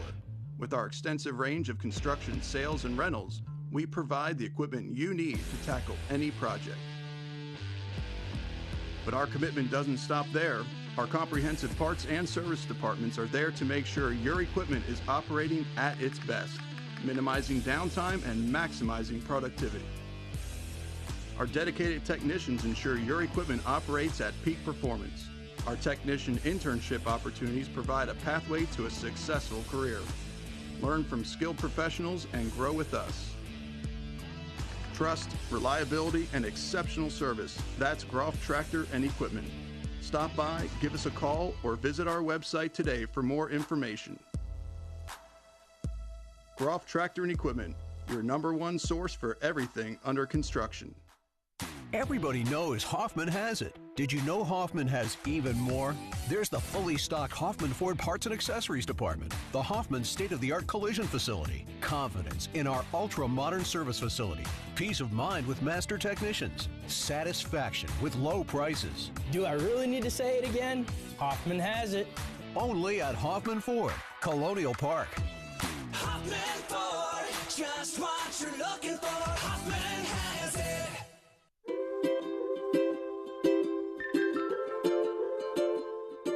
All across Pennsylvania, families are living their lives in their own homes. Not long ago, none of these families believed it possible. And then they discovered there was someone who could help. What was once only a dream is now a reality. Welcome home.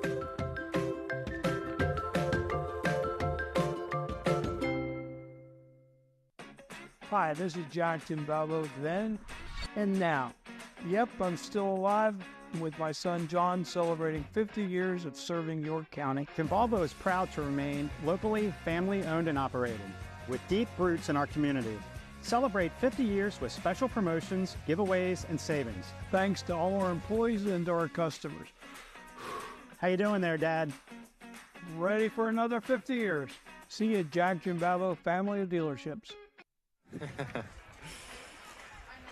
Thank you for joining us on High School Sports Live across our networks, Pennsylvania Cable Network, ABC 27.4, online at hsslivetv.com, and through the auspices of Invica Video as Harrisburg kicks off Cumberland Valley deferred and wanted the kickoff here in the second half. And there's Keon Green, who caught the third touchdown pass from Grant Shepley, and he's up to about the 23-yard line, make it the 24, as Cumberland Valley gets the ball to start with a surprising 14-point lead.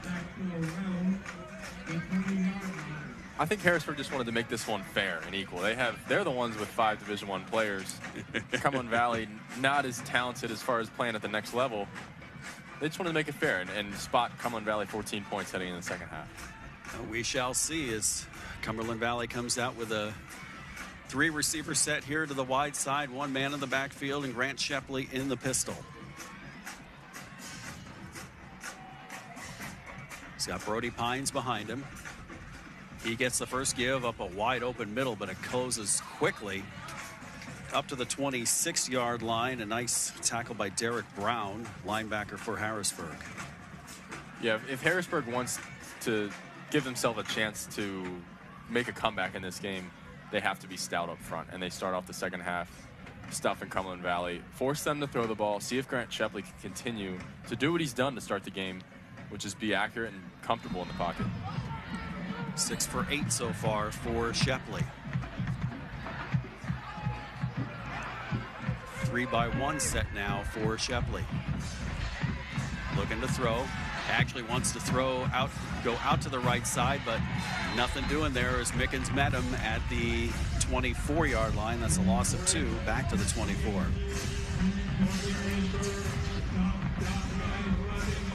Nice tackle again there by Mickens, who's playing both sides today.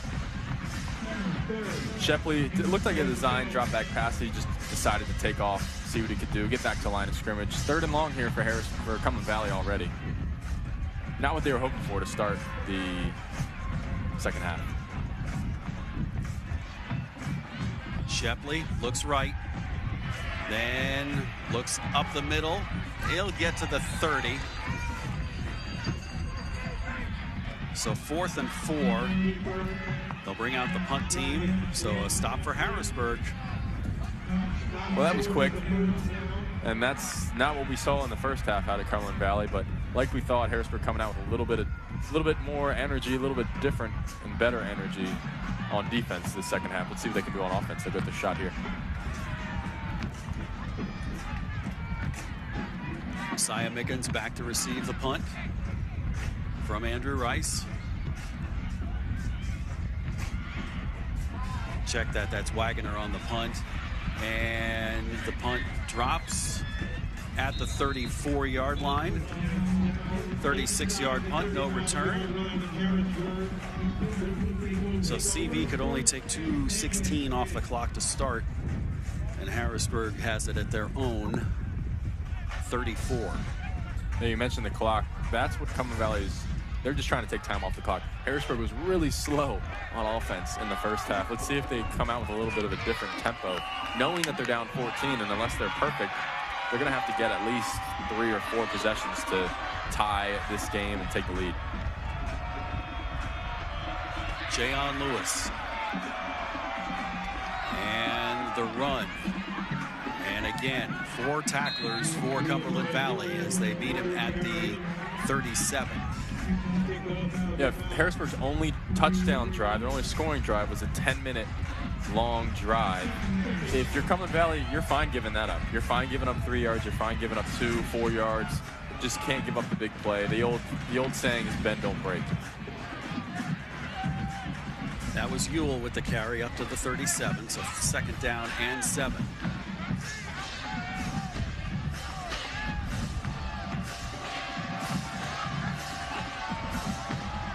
Play clock is down to 13. Williams in motion. Jayon looks and dropped by Koch. He was set up, but he just couldn't hang on to it. Nice play design there by Harrisburg. They line up 2-by-2, sent a guy behind the backfield in motion. He looks that way, and then he's got Koch one-on-one on a slant. Just sits there in the window, but cannot haul it in. They tried to go to him on the first pass of the game. Pass was intercepted. Koch has been shut out so far today. Yeah. Brandon's got 2 catches. Kymere Williams 1. Only 3 completions so far for Lewis.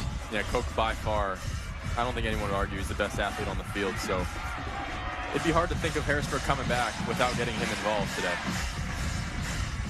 Ewell leaves a little early. They want Koch this time, and he hangs on. Had 3 receivers draped around him, but he's got enough for the first down. Great throw by Lewis, right back to Koch on the skinny post. Nice catch in between 4 guys. That's what Harrisburg is going to have to do. Get the ball to Koch, bigger plays, bigger chunks, keep some time on the clock here, and they're going fast. 16 yards on the reception, 8th first down for Harrisburg. And it's going to be a throw to the outside and dropped. Incomplete. That was intended for Quincy Brannon. They're trying to go with tempo, but not going to work if you can't make the connection. Yeah, they're going to need to go with tempo. I don't even know if it's a want to go with tempo at this point. They need to because of how much time's on the clock. After the big play to Koch, try to get the ball on the perimeter, just a little low. Got to make those balls easily catchable and convertible so they can get upfield. Step 1 is completing the pitch and catch, though. 11 is Mekhi Jackson, 3 Kymere Williams, 7 Quincy Brannon, 1 down the bottom Elias Koch. Jayon Lewis, 5, the quarterback. Give up the middle. That's Nehemiah Ewell. Got good yardage up to the 43. That's 4 yards. So now 3rd and 6.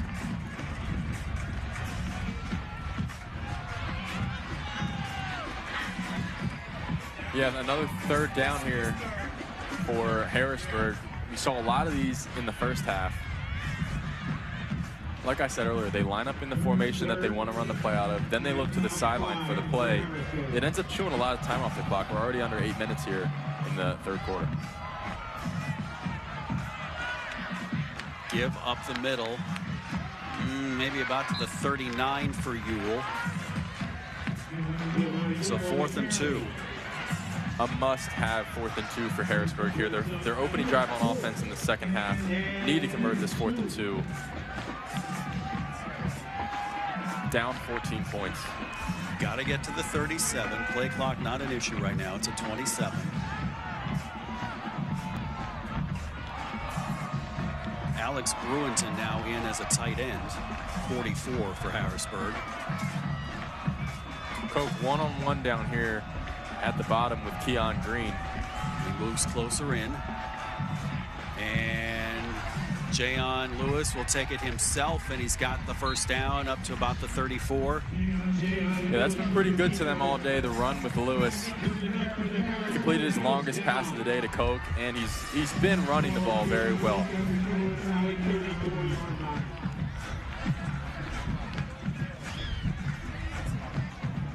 It's probably looking a little slower because they don't huddle. They just line up and then look to the side for the play call. I mean, we're so used to seeing teams huddle up here.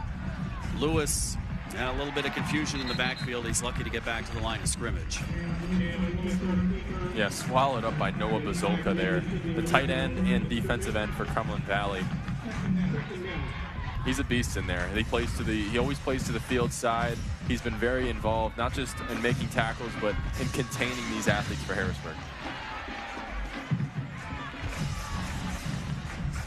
Huge crowd here today for Harrisburg homecoming.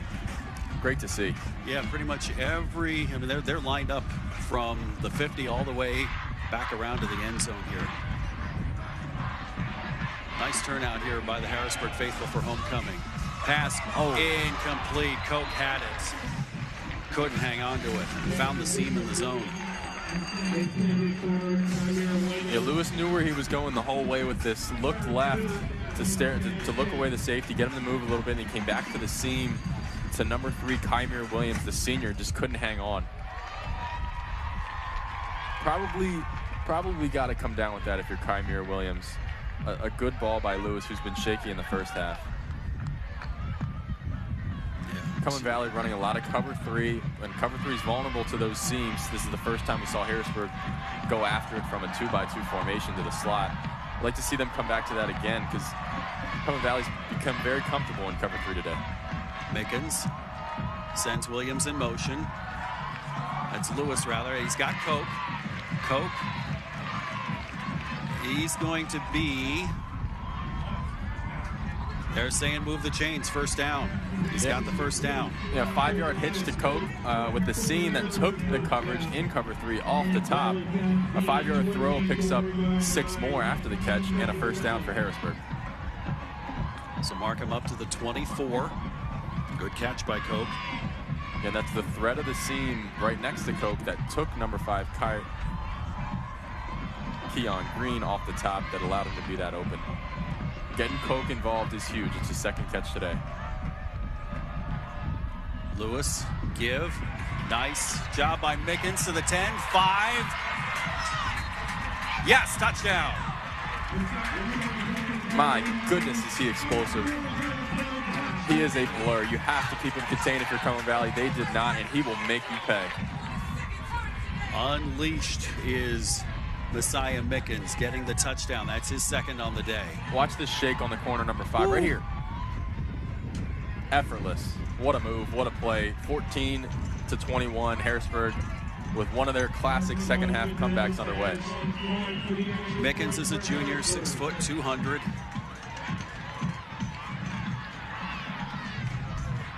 And a flashback to Barry Sanders at that point. I saw the shake of the hips. Kick is good. Cumberland Valley 21, Harrisburg 14 on High School Sports Live. Senior moments. They're not about what's been lost. They're about everything you've gained. With Capital Blue Cross Medicare, you're covered to go all in on more senior moments. And when playtime's over, giving them back can be a senior moment too. They're all yours. More coverage, more benefits, less hassle. Capital Blue Cross Medicare.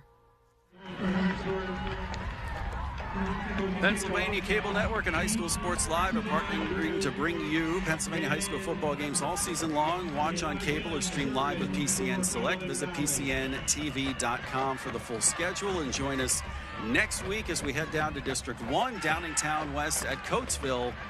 Check PCN.com, PCNTV.com for game time next week as Cumberland Valley will have to start. This is their worst field position of the day at the 16-yard line following the 11-play, 66-yard, 4-minute, 9-second drive by Harrisburg to cut the lead to 7.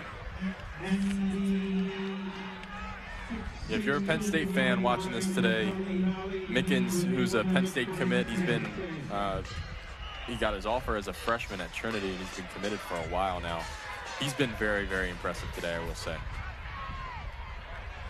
So Cumberland Valley, Shepley, they didn't do much with their first drive here in the second half, and this give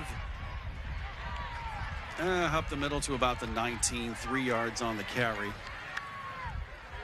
See if that was either Pines or Sherman. I believe that was Pines. And normally I'd say 3 yards on first down is good. That's good enough. But the way Cumberland Valley's offense has been today, they just haven't been able to do it consistently enough. It's really been the big plays that has led to scoring for Cumberland Valley today. 3 Harrisburg turnovers led to the 3 touchdowns for Cumberland Valley. They haven't been able to generate anything otherwise. 4 receivers set for Shepley. Looking to throw. As incompletion, that was Quincy Brannon who jumped on the pattern. They intended for Zayden Smith. Great break on the ball by number 7, Quincy Brannon, just jumping that hitch route to the field. Not enough juice by Shepley. Almost a turnover inside of Cumberland Valley territory. But either way, it brings up a 3rd and long for Cumberland Valley, where they have not been great today. 0 for 4 on 3rd downs are the Eagles, as they go 3 by 1 this time with Pines in the backfield. Haven't heard much from Bazalka on offense today. Looking and got him.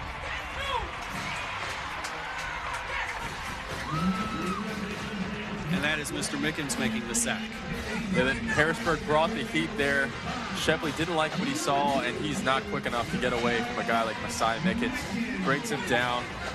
Harrisburg, like I said, a second half team, and they've come out with a little bit more energy on both sides of the ball to start this third quarter. 10-yard loss on the sack. Back to the 9. So Wagoner will punt. And lined up at the 43-yard line is Kymere Williams. I've seen some good punts today from Cumberland Valley. Last punt was 36 yards, and that's a little longer. That is sending Kymere Williams all the way back, and it ends up at the 42-yard line. Oh, 41 up, 8 down. That's a 49-yard punt. That's a great punt. 49 yards by Wagoner, and flips the field to the 43-yard line at the 3:59 mark of the third quarter. Yeah, flipping the field like that is huge against the team that Harrisburg has been today, which is slow, long, methodical drives. Both of their scores have come when they were inside the red zone or the red area. So making them have to go the length of the field and flipping it, really, you know, and great execution by Cumberland Valley on that punt. So from the 43 for Harrisburg, an 11-play drive to start the second half for a touchdown and to get it within 7. Lewis looking and intercepted again. Off the tip. Sherman. Wow. Holy moly. And Koch looks, he got hit pretty hard there to finish that play. The 4th interception today for Lewis, probably 2 were his fault. I'd say 2 weren't his fault. This one could go either way. Let's take a look. You'll see here the play fake. They have the bubble to bring the defenders down, try to get the slant right behind them. A hurried pass, and oh, what a great job by Sherman. Yeah, just bobbled by Koch, bounced around. And again, there's been 3 balls today that Cumberland Valley's been able, that could go either way. You know, that you'd be happy with just an incompletion, but they've been able to secure it and intercept it. And that's really the story of the game today. So Koch comes off. He takes a knee right now. It looks like he was just had the wind knocked out of him. But Cumberland Valley is back on offense, and they have scored on all 3 drives off of turnovers. We'll see if this can be different here for Harrisburg's sake. From the 47. Now a run this time, and a nice run to the outside is Brody Pines, and a flag. Yeah, Harrisburg a little angry after that last misfortune on offense, bringing the pressure. Cumberland Valley able to capture the edge, but a flag will probably bring this one back. And it's a dead ball foul. Yeah, number 60 for Cumberland Valley was just trailing the play there, and kind of a blind side late hit. They'll walk it back here.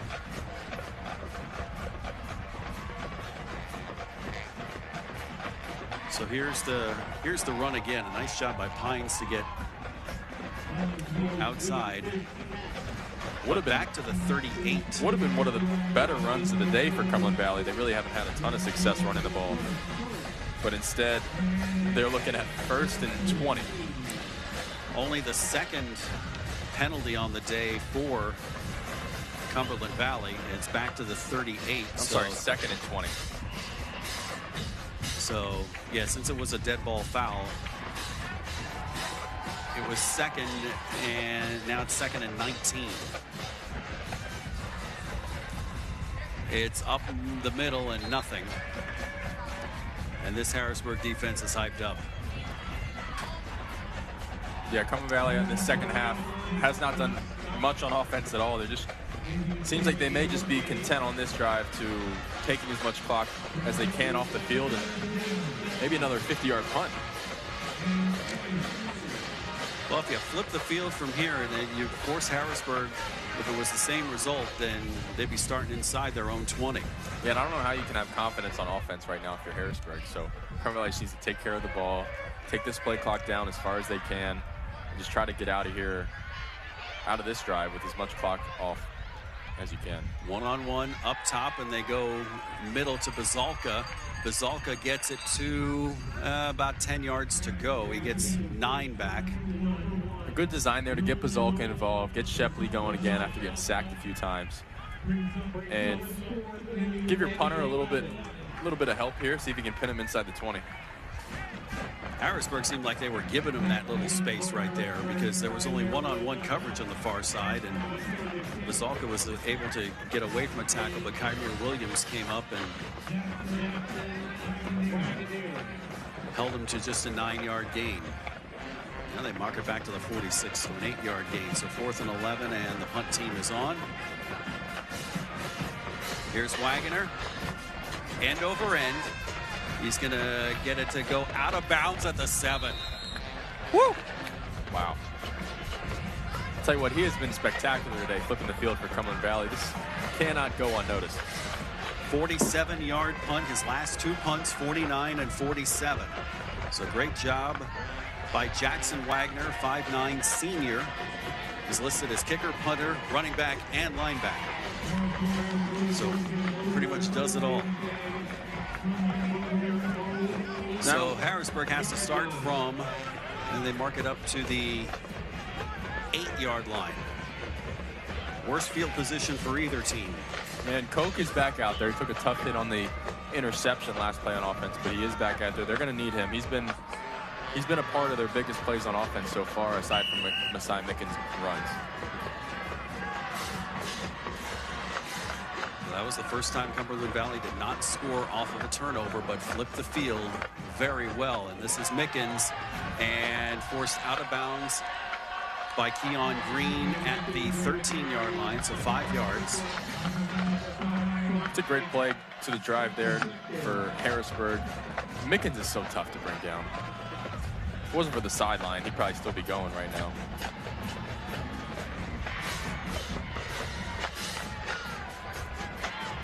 Two receivers each side.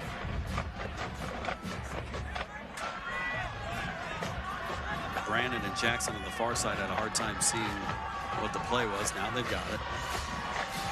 Kymir Williams in motion.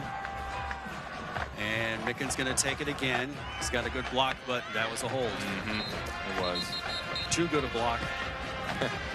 Hussein Altari rather, a 6'5", 260 junior, playing right tackle, and they said, yeah, your arms went a little too far. So that'll be a half the distance penalty. Yeah, that'll probably force Harrisburg to think about throwing the ball, which they've just gotten unlucky a little bit today. A few tip balls, a screen pass that got tipped around and picked. They're going to need Lewis to hang in there mentally and make some throws here. Keep Koch involved if they want to tie this game up. So 6th penalty for Harrisburg, sets it back to the 7. It's still 2nd down.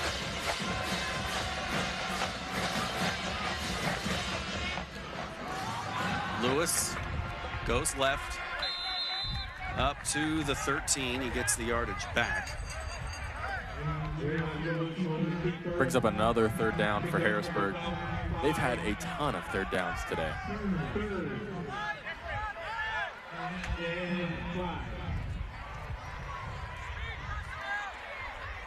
Great defense being played here from Cumberland Valley today, all game long, making it tough on Harrisburg. They haven't been perfect, but they've taken every opportunity. Every tip ball is going their way. They've made it tough to run. See if they can get a stop here on 3rd down. It would be huge if they could.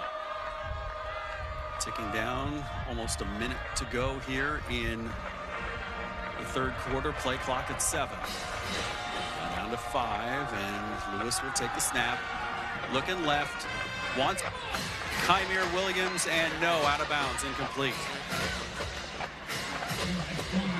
Just a little too far. Yep, ball just hung in the air a little bit too long there. They went with the wheel. Lewis laid it out there. Just not enough time for Kymir Williams to go up and get that and get a foot down. It was really close here. Let's see, Lewis knew where he wanted to go with this one. Had Lewis on the wheel. He goes up and gets it, but does not get a foot down in bounds. Great call by the official there, and a great effort by Williams. You only need 1 foot down or your knee down in high school football in Pennsylvania, and the foot landed out of bounds. So Elias Cook back into punt from his end zone. And it's a bad punt. It goes out of bounds at the 25. Only a 12-yard punt for Harrisburg, with 57 seconds left to go here in the third quarter. That essentially works like a turnover. Yes. For Cumberland Valley. Mark that up as the 5th turnover today. That's, you know, you don't get the momentum from an interception, but field position-wise, from a schematic standpoint, getting the ball in the 25 going in is all you can ask for if you're Cumberland Valley. See if they can take some time off the clock. Even just getting a field goal here, making it a 2-possession game would be huge. Thanks to those of you watching on the Pennsylvania Cable Network. The fall championships are on their way in October and in November and December. You can watch athletes go for the Golden Golf, cross-country, soccer, field hockey, girls volleyball, and then in December, football. Find out more at PCNTV.com. And the give is to Sherman. He scoots around the right side to get 2 yards. He's 2nd down and 8, and if you're Cumberland Valley, you just want to chew up clock here. And curiosity gets the best of me in these situations here. I wonder what the kicker range is here, because if you can go up 10 at this point in the game, that's huge. Yeah, well, they'll go into the 4th quarter with a lead for sure. Yeah, like you said, if they can go up 2 scores, that would be huge. Especially Harrisburg hasn't shown big playability today at all on offense. Play clock at 10. Sherman now comes around, and he'll get to, he gets some good yardage up to the 17. He was met by Derek Brown, but dragged him, and it's going to be 3rd and short when we return. Harrisburg drove and got on the board, but another interception, and Cumberland Valley was able to create better field position, and a bad punt puts Cumberland Valley at 3rd and short when we come back. CV21, Harrisburg 14 on High School Sports Live. In the dynamic world of construction, Groff Tractor and Equipment stands as your trusted John Deere and working dealer. With our extensive range of construction sales and rentals, we provide the equipment you need to tackle any project. But our commitment doesn't stop there. Our comprehensive parts and service departments are there to make sure your equipment is operating at its best, minimizing downtime and maximizing productivity. Our dedicated technicians ensure your equipment operates at peak performance. Our technician internship opportunities provide a pathway to a successful career. Learn from skilled professionals and grow with us. Trust, reliability, and exceptional service. That's Groff Tractor and Equipment. Stop by, give us a call, or visit our website today for more information. Groff Tractor and Equipment, your #1 source for everything under construction. Cumberland Valley, if they manage to hang on today, will greatly improve their playoff positioning, because their last 2 games of the year are winnable. We'll get to the schedule in just a moment here as Grant Shepley, who's had a nice afternoon. They didn't call him offsides, but the pass is incomplete. They were looking again on that side for Zayden Smith. He hasn't been able to catch it all day here, and it's going to be 4th down, and we'll see what they do here. They're kicking? Yes, looks like they're bringing out the place kicker.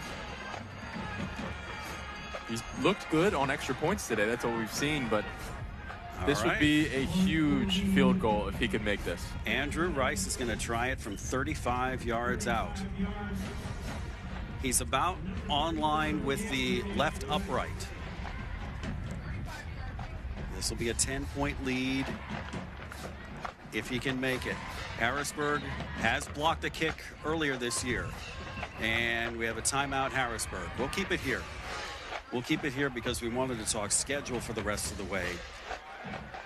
Cumberland Valley has 2 winnable games. They're against Chambersburg, who are 3-5 at this point, and also Cedar Cliff, 3-5 at this point. If Cumberland Valley hangs on today and wins those two, they're 6-4, and their playoff possibilities as far as opponents go are a lot easier. Yeah, well, this is the first year for 6A in District 3 that 10 teams make the playoffs. Okay. So Cumberland Valley would likely get in even with a loss today or a loss in either of those last 2 games to finish the year. But a win against Harrisburg would do wonders for them. So the way it works is teams 10, 9, 8, and 7 all play in the first round. And teams 1 through 6 get a bye. So Cumberland Valley could work themselves into a first-round bye with a win here today. Meanwhile, Harrisburg, the rest of their schedule, they take on the 2 Central Dauphin teams. CD was 2-6. They have them next week. And then 2 Saturdays from now, CD East, who is 6-2 but on a 2-game losing streak. Here is Rice with the kick, and it is good. Andrew Rice with a 35-yard field goal puts the Eagles up 10 on High School Sports Live on ABC 27.4. Everybody knows Hoffman has it. Did you know Hoffman has even more? There's the fully stocked Hoffman Ford Parts and Accessories Department, the Hoffman state-of-the-art collision facility, confidence in our ultra-modern service facility, peace of mind with master technicians, satisfaction with low prices. Do I really need to say it again? Hoffman has it. Only at Hoffman Ford, Colonial Park. Hoffman Ford, just what you're looking for. Hoffman has it. It is homecoming in Harrisburg.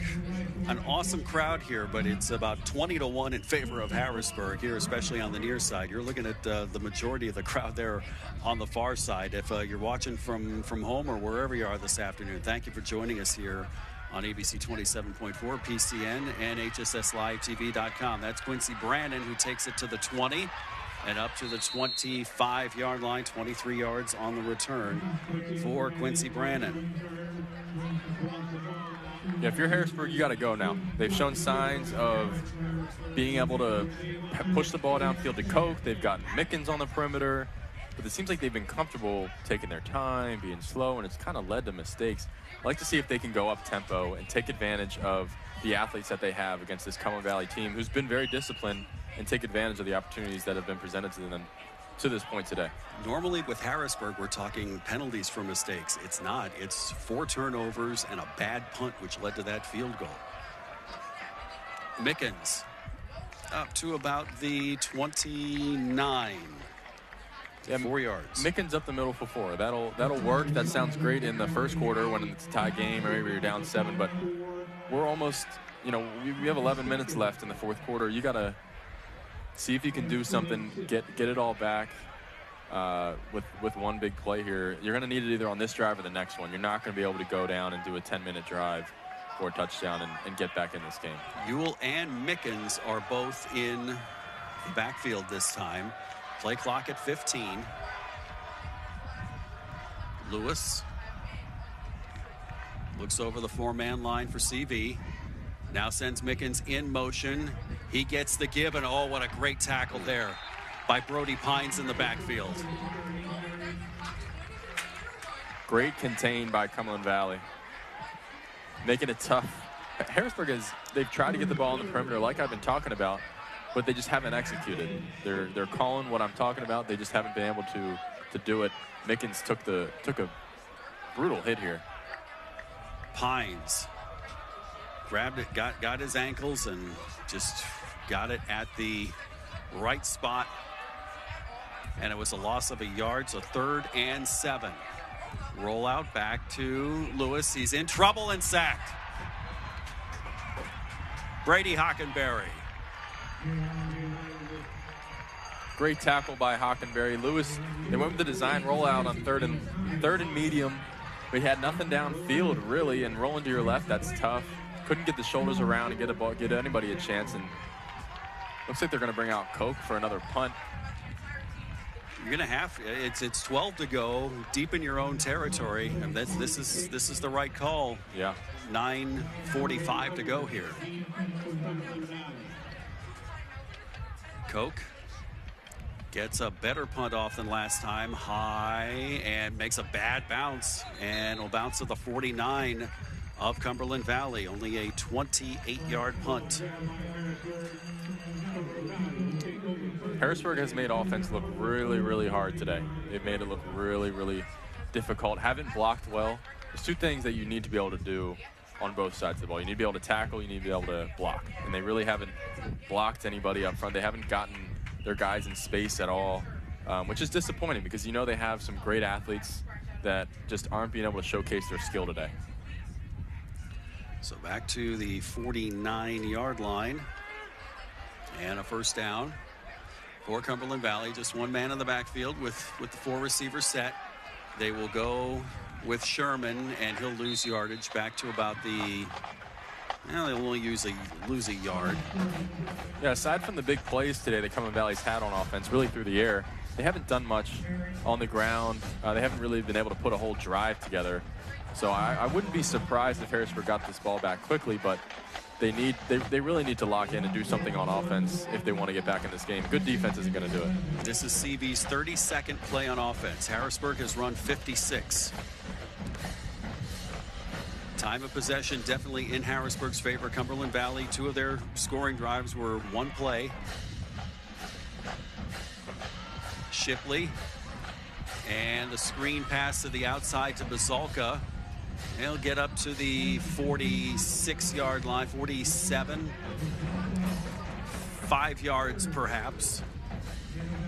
He goes down inbounds, which is huge. And in high school, the clock stops every time the ball goes out of bounds. And the play clock is actually 40 seconds as opposed to some of the other times that you see in college and the NFL. So if Cumberland Valley can get a few more first downs, we bring it up a 3rd down here. If they can get a few more first downs, Harrisburg likely won't even have a chance at 2 more offensive possessions. Harrisburg had to use a timeout earlier in the half. They only had 2. Cumberland Valley has all 3. It's a good point. They used the timeout right before the Cumberland Valley field goal, which was right down the middle. Here's the give off the right side, and not much there for Eric Barbacci.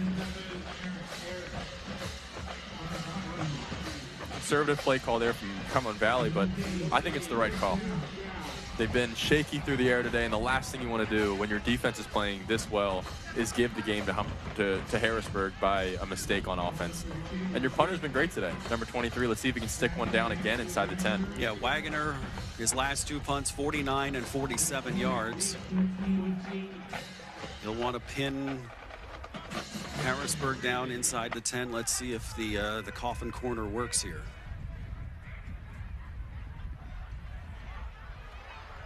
Aim to the right.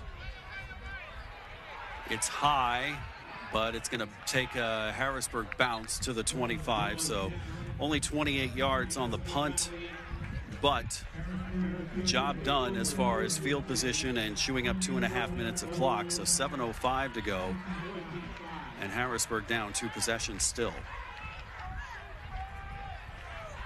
Yeah, Harrisburg, the way that they don't, like we talked about earlier, they don't huddle on offense. They line up in the formation that is signaled from the sideline right after the latest offensive play, and then they signal in the play, which has tended to take a while. I'd like to see what changes on offense if they need to speed up, which they have to here. 7 minutes left, down 2 scores, you have to go fast. New wide receiver in for Harrisburg, number 18, Lewis Dillard. He's lined up on the far side. Lewis looking left, now looks right. He cocks his arm, and he instead takes it down and runs it 3 yards to the 28. So 2nd and 7. Yeah, just Lewis, unfortunate he didn't come down here. He looked to the field side. Unfortunately, he didn't come down to the bottom of your screen. He had Coke open on a hitch. Got to get the ball to Coke when he's open. Just wasn't looking his way. Now a little more tempo. Lewis, he's going to have close to the first down. They do mark a first down. Just saying stop the clock. It's not how the play's designed when you call a drop back pass, but it's been working for them today. I just let Lewis cook. Let him keep rolling with his legs. If you see something downfield, let him rip it. You got to get some big chunks here. Clock under 7 minutes here now. Ewell in instead of Mickens in the backfield. 3-by-1 set. Looking left, looking Coke's way. Lewis gets out of there, and he's got plenty of room in front to the 50, to the 40, to the 35, and down to the 32-yard line. And a really nice gain of 33 yards and a first down, and it stops the clock. Yeah, it'll stop the clock till the chains are set. A big play there by Lewis. He's been great with his legs today. He's gotten unlucky with a few tip balls on interceptions. 2 were his fault, 2 probably weren't. But a great play here to keep him alive, using his feet. Nothing open downfield. He was looking for Coke. Yeah, Carson Davis was coming on the blitz and couldn't get it. Lewis wants it all. He's going to throw it up for Coke, and he's got a touchdown. Beautiful throw by Lewis. After a spectacular run, he puts it up there. That's all you need to do for Elias Coke. He's the best receiver in the state. He goes up and gets it and makes it a 1-score game now with just 5 minutes on the clock. The advantage he has on Keon Clark is 7 inches. That's what 7 inches look like right there. Plus, he threw it to the back shoulder, and Green was totally out of position. Yep. So touchdown for Harrisburg on 4-play drive, 75 yards, which only took a minute 22. And now the all-important extra point from Darwin Lopez. It's good. Harrisburg back to within 1 score again. Cumberland Valley 24, Harrisburg 21 on High School Sports Live.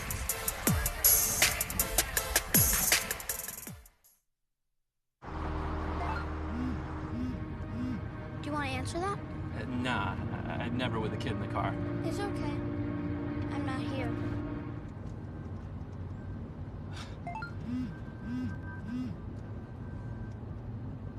I'm there.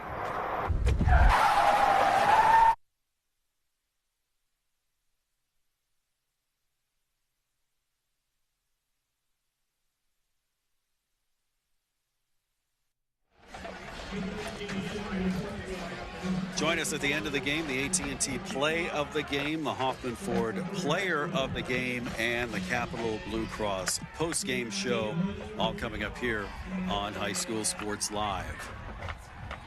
4 plays, 75 yards, only took 82 seconds. And now Harrisburg will kick to Cumberland Valley, who's holding a tenuous 3-point lead as they take the kick. Sherman from the 21 and brought down right away. And a gentleman whose name we call for the first time today, and that's by Jaquan Brown.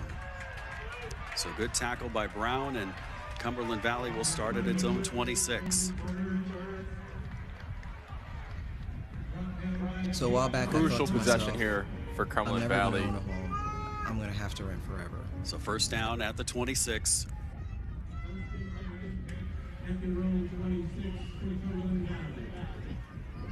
So CV and Shepley.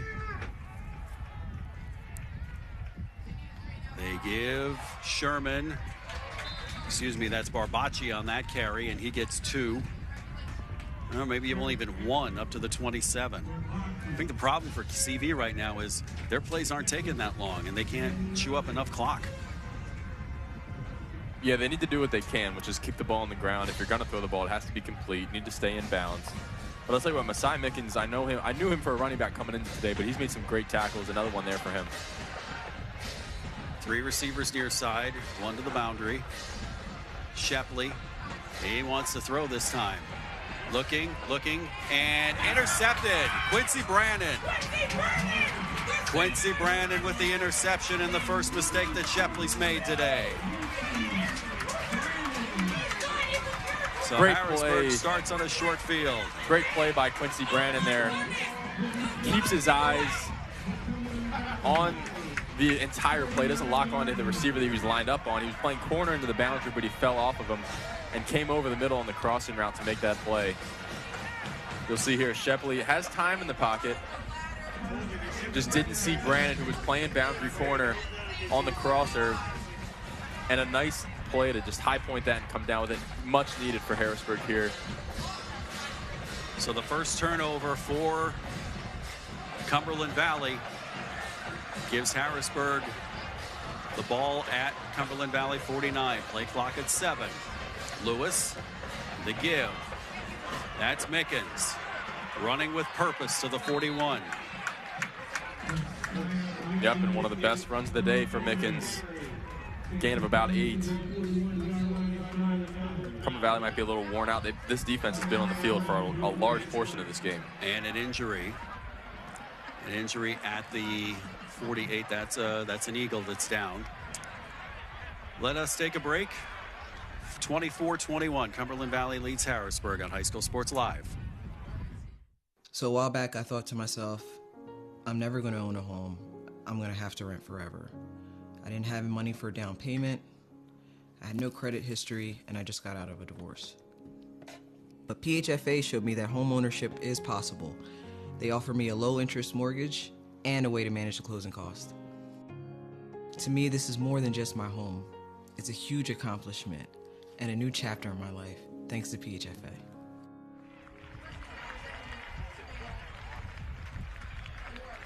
Brady Hockenberry is the injured Cumberland Valley Eagle, being gingerly taken off. He can't put much weight on the leg that's bothering him.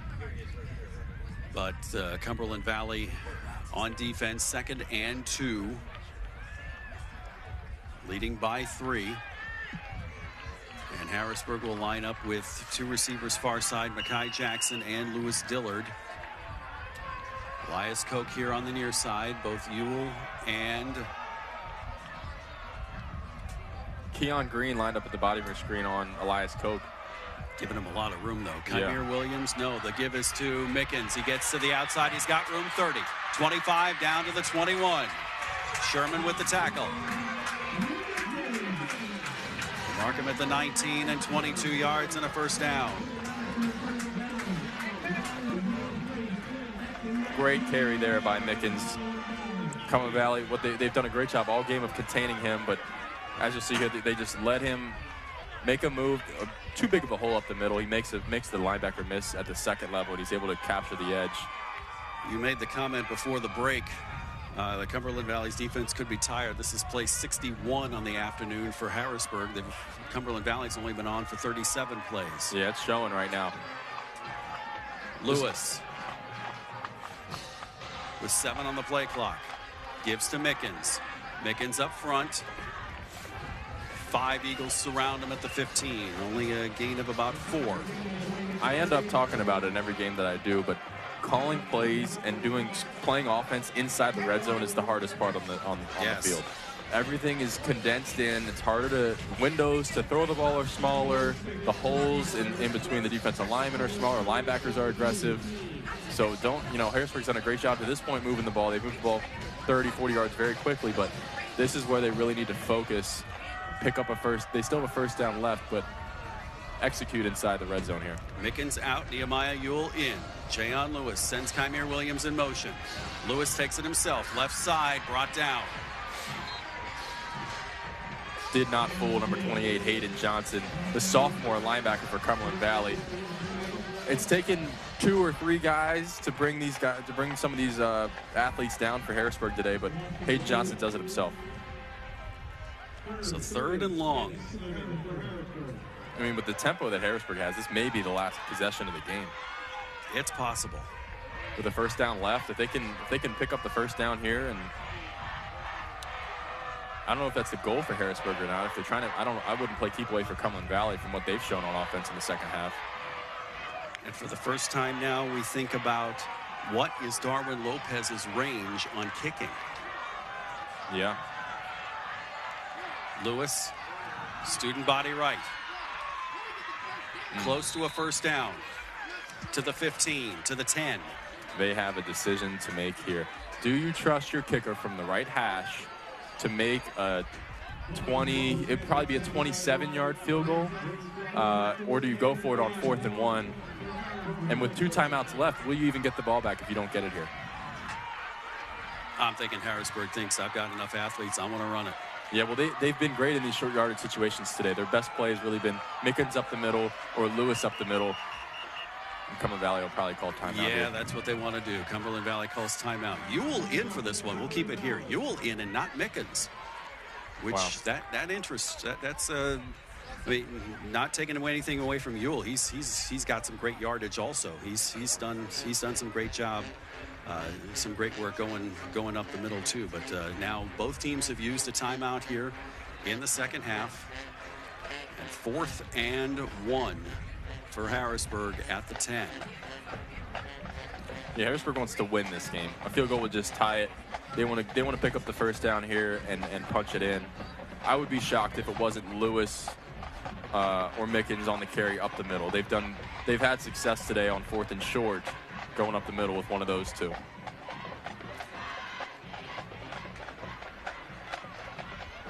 Well, everybody's gotten their money's worth with the price of admission today.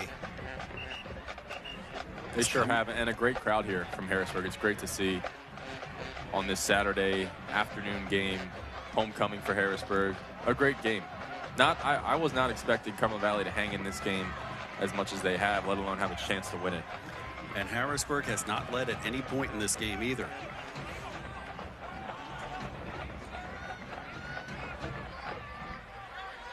We've been talking mistakes all day for Harrisburg. Had the opening kickoff called back. 4 interceptions, a bad punt which led to a field goal. Now they've got one more chance. Yep. And through all of it, they're still in it here. 4th and 1 from the 10. Lewis, the handoff, not going anywhere. And the direct give there, and Cumberland Valley was all over it. The offensive line of Harrisburg completely blown up, and Mickens, I believe it was Mickens, Ewell not able to pick up enough there. Cumberland Valley takes over with 2 minutes, 6 seconds left. Harrisburg took a lot of time off the clock, and they burned one of their timeouts before the Cumberland Valley field goal early in the 4th quarter. So Cumberland Valley takes over at the 10. If Harrisburg plays it right, Cumberland Valley should line up, best case scenario here, Cumberland Valley lines up for a punt with about a minute 20, a minute 15 maybe left. If all goes well for Harrisburg. So 2 timeouts still for Harrisburg. They're going to use one after this play here. Bobbled snap. Sherman gets to the 10, and the timeout is called at the 2-minute mark. Harrisburg still has a shot here. It's too bad they burn that timeout. They get it back. It'll really cost them 40 seconds here. But they are likely to get the ball back. And I'd come after this punt. I'd try to do anything you can. Obviously, that's without a Cumberland Valley first down wins the game. Yes. I guess I'm just not optimistic that they'll be able to get one because they haven't shown any sign of moving the ball at all in the second half whatsoever. So Harrisburg down to 1 timeout.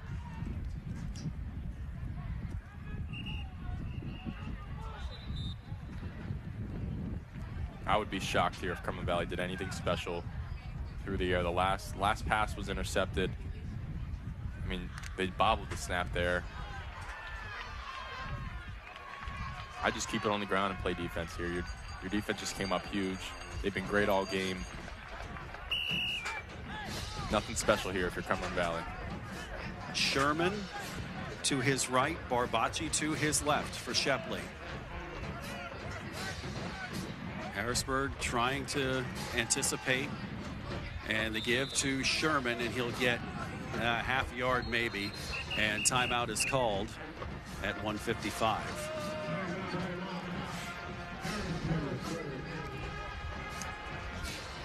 Coming up, the AT&T play of the game, the Hoffman Ford player of the game as part of the Capital Blue Cross post-game report coming up here on High School Sports Live.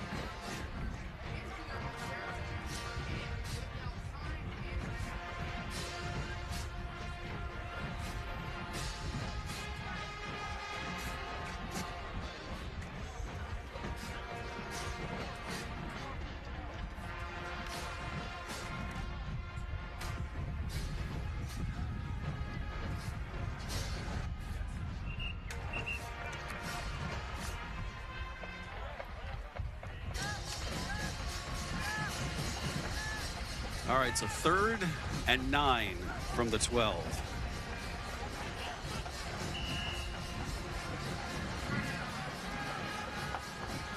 And it's a run. Wide side, Barbacci, flag on the play. Oh, no. That's going to stop the clock. That's exactly right. It's not about the yardage here. It's about the clock. And that essentially will work as a timeout for Harrisburg, and they'll get the ball back with 1:40 as opposed to a minute left. Wow. And that's why when you're just trying to chew clock, you tend to just run up the middle. You're not going to get a holding call on a something up the middle in between the A gap, B gap, but the Cumberland Valley tried to go something outside on the perimeter, and that's when you get those holding calls that come up. So this begs the question, if they decline the penalty, does the clock restart? We'll see first of all what they choose to do with the penalty. Send them the hold. It's declined. It's 4th down. Yeah, the clock will not run, even though the penalty was declined.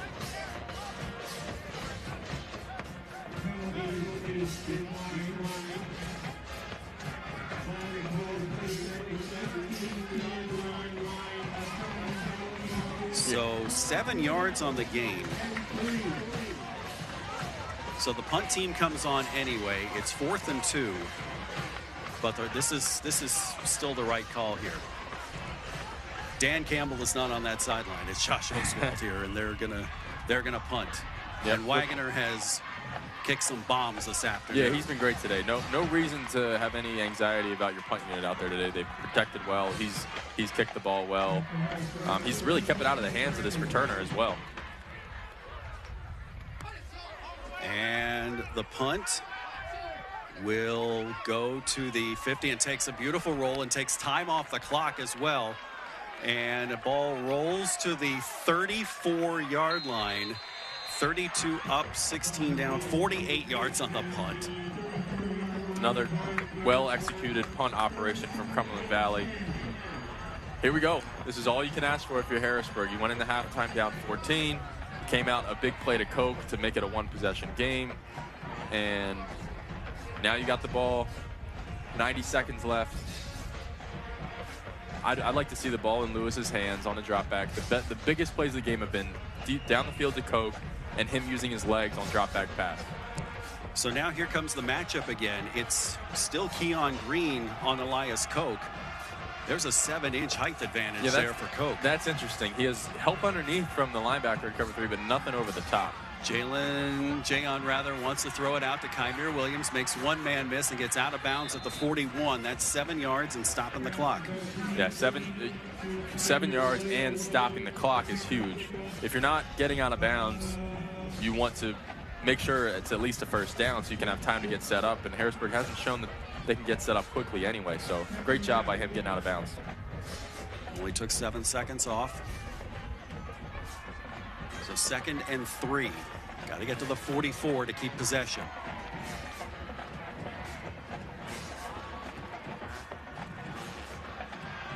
They switched people on Koch now. They're going with Ryan Hunter, who's 6 feet. Lewis looking to the outside, and it is a first down as the throw goes to Quincy Brannon. Yep, that'll work. Yeah, number 4, Ryan Hunter, he plays corner to the field, to the wide side, and Keon Green plays corner to the boundary. So depending on where you line up Koch, that's who you get matched up on him. Now, my philosophy is put your bigger corner into the boundary because it's a shorter throw, and he's probably a better tackler, but Cumberland Valley probably has their reasons. They're looking Koch's way, and it's thrown and caught. We were just talking about it, that matchup. Koch is just a mismatch. He's got great control, great awareness, and he can go up and get it. Good throw there by Lewis. Elias Koch with the Randy Moss impersonation to the 34-yard line.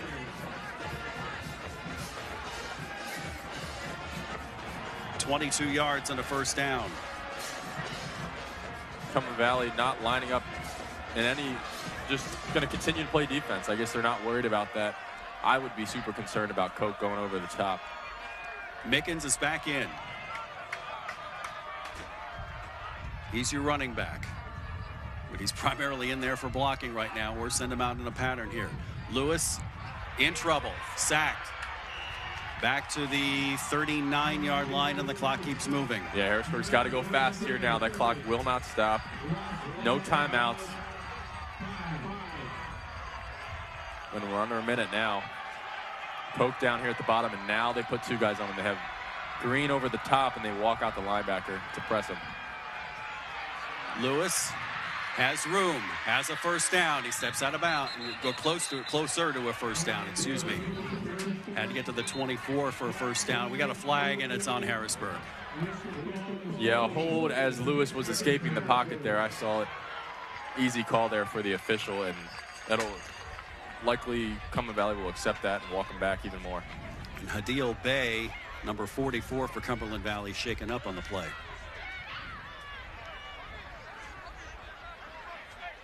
Yeah, Lewis was looking for Koch down here into the boundary, and as he's escaping, number 54 just gets yanked down. That's an obvious hold there. Good call by the official. Harrisburg able to catch their breath a little bit. Got to be ready to go when they wind the clock here. So the hold, Josh Oswald accepts the holding penalty. So second and much longer. Yeah, you want the yards there. You have the option. Do you want to make it third down, or do you want to push them back 10?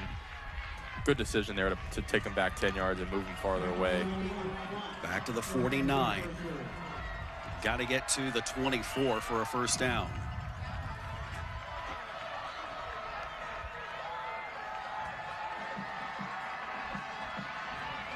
Lewis looking left the whole time. Incomplete. Was looking that time for Lewis Dillard. Just threw it out of bounds, incomplete. Third and 25. They tried to grab some attention. They had Koch on a slant and ran the wheel behind him, but good disciplined coverage by Keon Green not to lose sight and stay locked on Koch, who looked like he was lined up to start the play. He ran with the wheel, made it a tough play. Lewis just had to throw it away. Can Cumberland Valley hang on for two plays? It's third and 24, almost 25. Yeah, as Harrisburg, I wouldn't worry about the clock here at all. You just got to get this, you got to get some yardage here and make this manageable fourth down. Lewis looking, and incomplete. They were looking for Koch. Cumberland Valley wanted a hold on that play, but not called, and now it's ball game here, fourth down. It definitely looked like another hold there. It's just sometimes these officials, they get sick of making the same call over and over again. Got away with one there. Either way, great defense downfield, and Harrisburg wasn't able to make a play out of it anyway. Good coverage downfield. Cumberland Valley not with an aggressive pass rush. We're just trying to keep him contained, but when he leaves the pocket, that's when they get aggressive, and it's causing these holdings or potential holdings that are out there. Last chance here for Harrisburg, 4th and 24. I don't know what play call, what you have in the play sheet here for 4th and 24. You've got empty set. And you've got Elias Koch. I mean, he's been your only guy. Koch, 3-2. They get the play off, flag on the play, and incomplete. We'll see what the flag is. It's going to go against Harrisburg for an illegal shift. Declined. And Cumberland Valley is going to send shockwaves across the mid-pen this afternoon. Wow. Absolutely shocking. So you have to get totally set. You had everybody, and Dillard and Koch were not set. You need to be set for at least a second before snapping the ball, and either way would have been called back even if it was caught. Cumberland Valley's come to Harrisburg this Saturday afternoon and completely shocked everybody. I don't think many people thought Cumberland Valley would keep this within one score, but not only have they done that, but they've kept control of this game, won the turnover battle, and they'll walk away with a win here today. Shepley takes the knee, and that's it. The two-game losing streak is over. Cumberland Valley's at 500. Meanwhile, Harrisburg, their 6-game win streak has concluded. They're down to 6-2. As Cumberland Valley wins at Severance Field 24-21. We're going to take a break, come back, and wrap all this up here from Severance Field on High School Sports Live on ABC 27.4 and Pennsylvania Cable Network.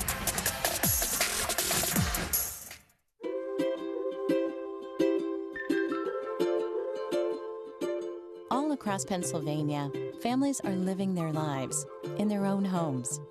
Not long ago, none of these families believed it possible. And then they discovered there was someone who could help. What was once only a dream is now a reality. Welcome home.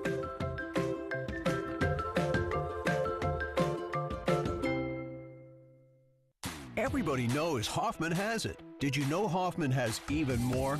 There's the fully stocked Hoffman Ford Parts and Accessories Department, the Hoffman state-of-the-art collision facility, confidence in our ultra-modern service facility, peace of mind with master technicians, satisfaction with low prices. Do I really need to say it again?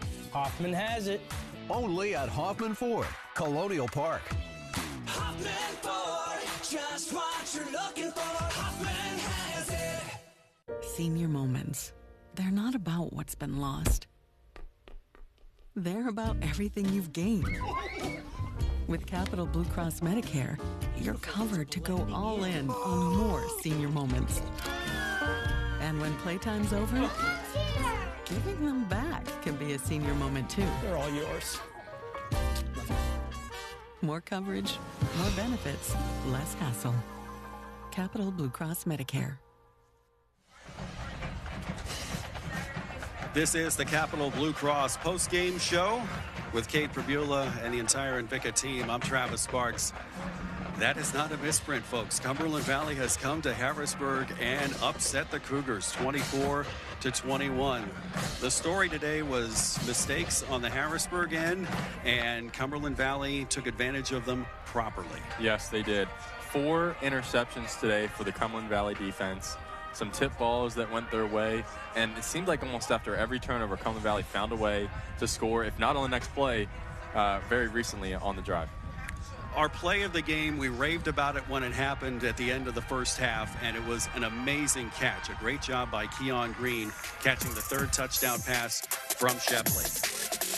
Yeah, a double move here by Green. They went back to it, just tried it 2 plays before, and Shepley got sacked. A great adjustment at the end by Green. A well-thrown ball by Shepley as well, putting just enough touch on it. Double moves. It's easy to get so excited. You got your guy downfield. He does a nice job just driving it, putting it right on his face. That put Cumberland Valley up 21-7. They ended up hanging on for 24-21. He didn't get a whole lot of snaps today, but our player of the game, he was the field general. We talked about him early on. He made all the right moves. Only 1 interception, but still 3 touchdown passes for Mr. Grant Shepley. Yeah, when he had his opportunities today, he made the most of them. Number 21 there on the spectacular catch. Really, these 2 throws that you're seeing here were the only times that Cumberland Valley was able to get behind Harrisburg today. And it's not all the time that you see your high school quarterback is able to complete and make those throws. And if Cumberland Valley was ever going to beat Harrisburg, they would have to play a perfect game. And from a situational standpoint, they really did that, in large part to Grant Shepley, our player of the game. So Shepley, our Hoffman Ford player of the game, his pass to Keon Green, our AT&T play of the game. We go down to District 1 next week, Downingtown West and Coatesville. Join us live on ABC 27.4 and HSS Live TV, October 18th at 7 p.m. with a replay on Pennsylvania Cable Network the following day. Log on to PCNTV.com for details. Gary Sutton, you missed a good one. I'm glad I got the chance to do it. Kay, great working with you, buddy. Thank you. Great working with you, too. Thank you. For Chad Edwards and the entire Invica team and Kate Prabula, I'm Travis Sparks. Cumberland Valley 24, Harrisburg 21. Thanks for joining us on High School Sports Live, and please buckle up.